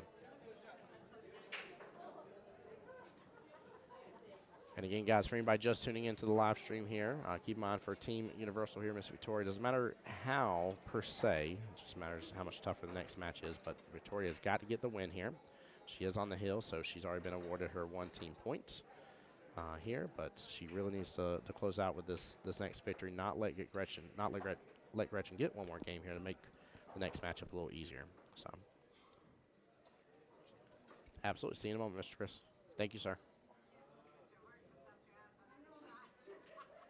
Got Lay's laughing a little bit here about the situation. Well played. Great. Again, amazing sportsmanship. Very proud of how they're showing up. Great job to both teams. I don't know if I can sing enough of their praises here for you guys to understand that how wonderful it is to see this matchup on the live stream. This is a really amazing morning and just such an amazing way to really just kick this day into the right gear and just get everything going in the right direction here. That's what we look for. So got to have that positivity. Ooh, cue ball's going to hang outside that top left-hand corner pocket.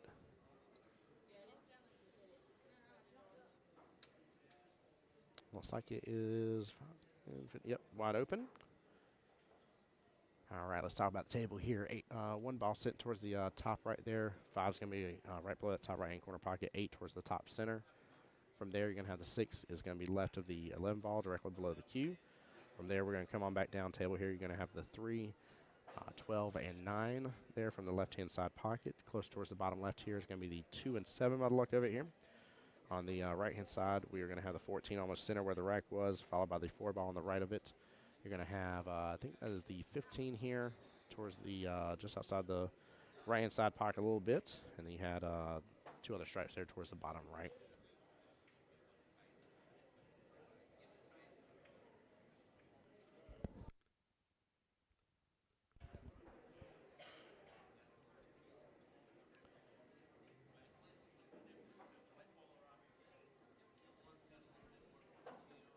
A little bit of a cluster developed here towards the bottom left. Just a little tie up here with the 2-7. So I'm assuming, yeah, I'm assuming Miss Gretchen's going to look at stripes here.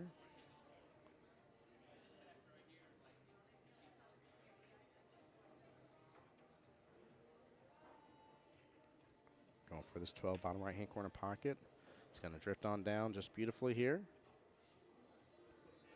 And looks like she has eyes on, I believe it's the 15 there, top right. I think there's still room to get it past that 5.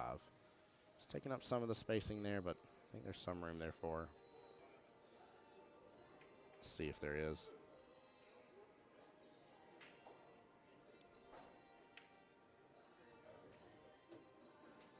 And she pots it perfectly, right past the 5. Very well done. Going back down this bottom right-hand corner pocket. Take your 9 top right here. You I feel like you kind of want to get straight with the 9 here because you want to just roll up. And that way you can take your 14 left-hand side pocket. Wow. Oh, get some love here. So it might change this just a little bit here. She's probably going to try to shoot to that right-hand long rail for the 9 ball still top right. I don't know if there's a little bit of angle there. It's hard for me to tell from my end if she can just roll up instead, but guessing the 14. Actually, use the 14 as our out ball here. Honestly, she can roll up with this here and take the 11. Off kilter just a little bit here.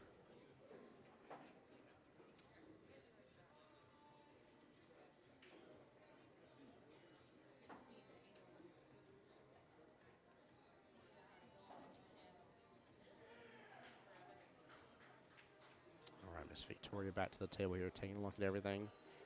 One ball is kind of her trouble ball here. Looks like the 5 may have some room to go past the 9 for top right here once it comes time for that. And then she is dealing with the mess with the 2-7 here. This is going to be a tough rack for her to work through here. If she gets her last rack from this rack here, if she gets her last point here she needs, this will be at a very impressive run here. This is going to be tough. I ain't saying she can't, but just so much work to be put in. Going for that bottom left hand corner pocket. Comes close. Gets a break out of the 7, but the 4 does flip up close to the 2 here.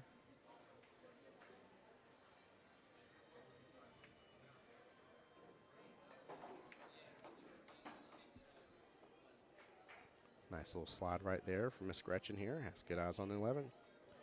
She can come back around and either just do the 14 in the right-hand side pocket or actually come around and take the 14 top right here. She'll give herself opportunity for the 8 in the same top left-hand corner pocket as the 11.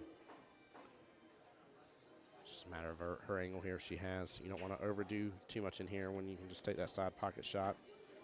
And I think that's what she's going to go for here. Yeah.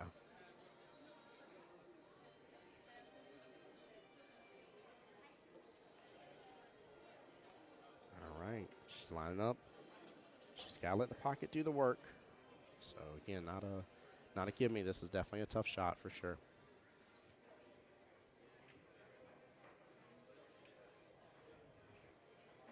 Hits it good. Makes it. What a beautiful shot. She set up perfect for the 8.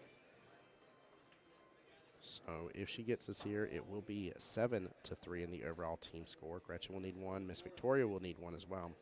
That means Victoria has to get the win still no matter what. That doesn't change. Best possible score for Team Universal here is 7-4. And it means that they will be required to 3-0 in the last matchup here. Now, the beauty in the beast here is that we are in sudden death now. So the 3-0 is possible because it'll only be 2 racks. So the first rack will be worth the 2 points here and the W. And then the last rack will be worth 1. That will end up tying the overall score 7-7 if so. And that will make it a tied game in which the tiebreaker is who has the most wins. And that would go towards Team Universal if it plays out that way. Obviously, if Gretchen wins, or from this point forward, if there's a singular rack won at all, so essentially the next 3 racks, if Elite 8 wins one of the next 3 racks, no matter what, it is over. So. Yep. Welcome back, Mr. Chris. Yeah, it was a line. I bet it gets, let's see, what's up? Yeah, with some of the 2 o'clockers coming in, it's getting busy. Getting busy. I need to go get a food order placed here in a moment. Yeah, before everybody really starts piling in. Yeah, I just got to see this through, though. We got to finish this epic matchup here between these teams.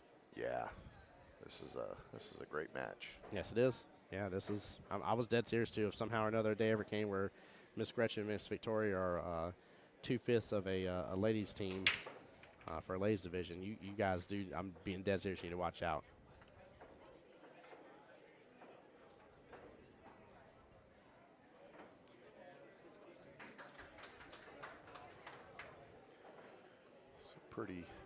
Pretty open table. 14 and the 3 look like they're next to each other, but other than that, it's pretty good spread.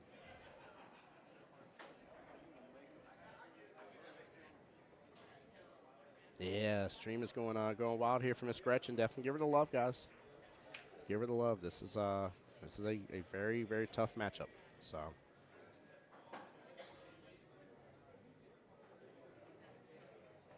6-2 race is not something to shake a stick at. No, it could go either way, really. Mm-hmm. Yeah, you want to talk about having to play perfect. You gotta know, and I think it really boils down to that previous rack here of knowing. Oh, unfortunate.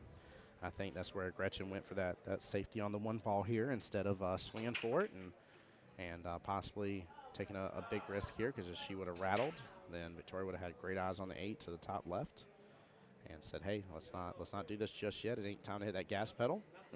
My opponent's been shooting well, and this is the opportunity they are waiting for it to happen. Yep. I don't need to give it to them. So, Brian on the YouTube side, what's up, buddy? Welcome in.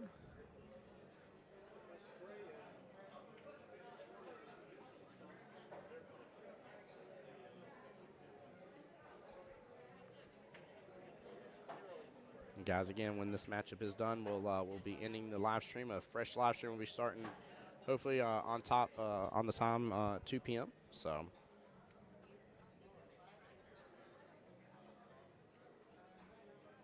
And then the winner of this matchup goes on to play again at 7 p.m. tonight, and we'll continue through every round from that point forward. The loser of this matchup here goes to the one-loss side bracket, and we'll play again immediately at 2 p.m. Now, not necessarily immediately on this table here, guys, but just one of the tables here at the 2 p.m. hour.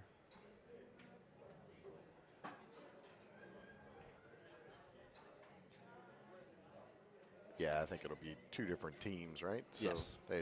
Even if one team was supposed to be on this one, they'd probably move them. That way they get different faces on the stream, share the love a little bit. 100%. We got North Carolina, South Carolina, Tennessee, Georgia, Alabama, and Florida in the house here. And we're trying our best to get a little bit of a showing from everybody at some point in time. So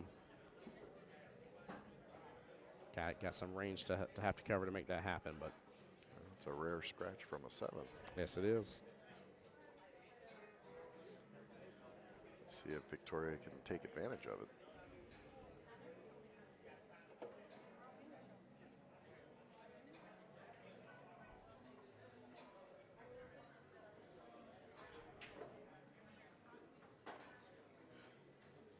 Taking a look here. So that's the 14 on the right-hand side pocket. Looks like 13 right below the cue ball here. 9 on the left-hand long rail. You got the 11 and I think 15 there, along with the 12 to the right of the right below the side pocket there to the right. There's a little bit of a run potential here. I guess I'm a little worried just because it's like the 11 and 15 situation. Yeah, a little cluster, but yeah. Past that, she can end up having a great run here. Might be best that she doesn't go for a full run here. Maybe just pot a couple and kind of slow this down if she can.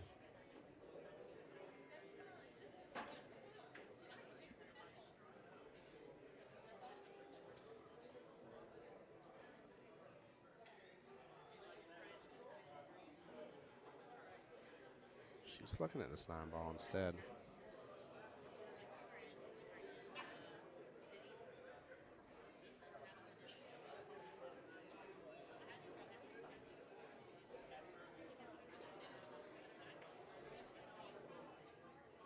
And went brilliantly for that side pocket. Very well played. Now the real question here is, what do you do about this 11-15 situation? She's hooked behind the 5 ball here for the 12 across the table from her. There was actually a little window here if she was somehow or another able to still make that 9 and get that cue ball here. There was a little window for that 15, but it was a tough one. It's pretty small. Yeah. She could go for the combo here. Yeah, she went for it. Wow. Yeah, good try. Good try. Very good try.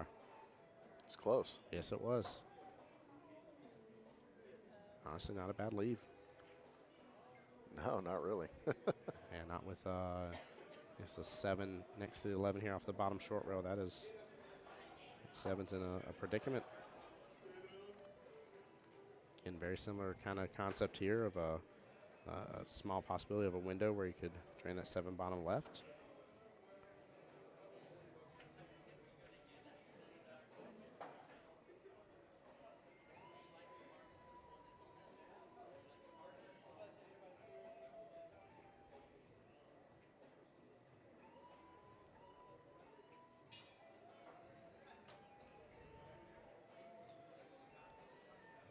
She's looking at everything. Mm-hmm. Oh, I see the gentleman that was on stream here. I'm trying to remember his name right off the bat here. Forgive me. But coming up for another timeout here. Let's see here. Who was the wrong one. He was the other 7 here. Mr. Scott Russell. That's right. Yeah. He's captain. Yep. Seeing him come up with Miss Gretchen here. Another brilliant time for a timeout here. I definitely agree. You know, you got a high-tiered player here really examining the table for a hot moment. It maybe time just to at least have a conversation. What are you thinking? Yeah. What are you indecisive about? Yeah.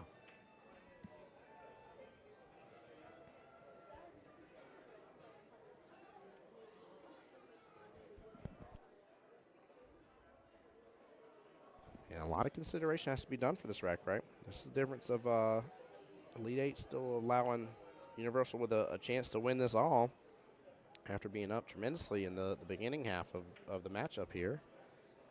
Or this is on the reverse here, a chance for Victoria to really stamp her name in her team's memory here and take out a skill level 7. Yeah, So that would be fantastic if she did. Yeah, a lot on the line right now. A lot on the line with this entire rack here. But I am very happy to see how it's boiled down to. I mean, obviously, you know, I like, again, a close game, to say the least. But it's just phenomenal. I mean, both ladies have really we've seen great talents from both of them here. There we go. Good shot there by Miss Gretchen here. Nice little side pocket. Nothing crazy here. Eddie's still in chat there hanging with us here. Eddie, what's going on, bud? Appreciate you still being here. Cheering on Miss Vicky there.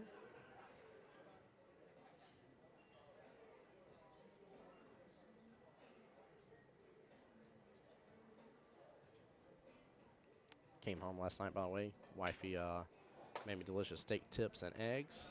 Oh, get some love. Oh, she got some little love. lucky. Yeah, steak tips and eggs, and I had me some delicious jelly toast. Nice. Yeah, it was so great. I told her, I was like, man, I was like, thank you so much. And she had my clothes lay out for me this morning, too, where I was just able to get ready and hit the road and get on over here. And I told her, I said, I can't thank you enough. Yeah, that's nice. We went to the OP Fish House last night. Oh, there we go. Yes. Place is pretty fantastic.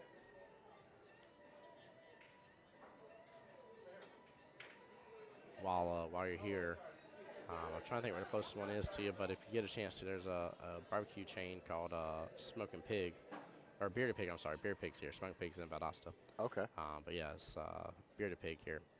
And yeah, definitely one of the best barbecue places here. We'll probably have to check that out tonight then. There we go. And guys, I will have a couple different commentators here for tonight's stream at 7 p.m., by the way. I'll be off from there, and we'll be back tomorrow right after church. So I won't see you during the first round, maybe towards the tail end of the first round, potentially here. It's going to take me a second, though, because my church is all the way on the north side. So I'm going to be a solid, like, 40-ish minutes of drive time away, so.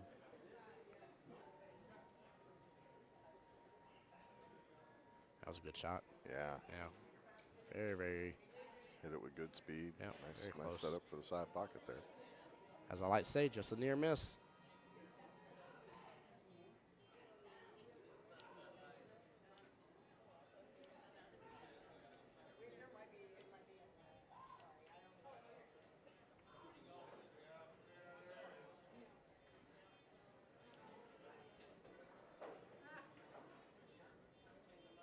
Ooh.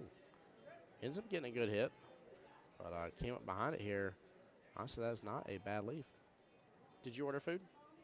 No?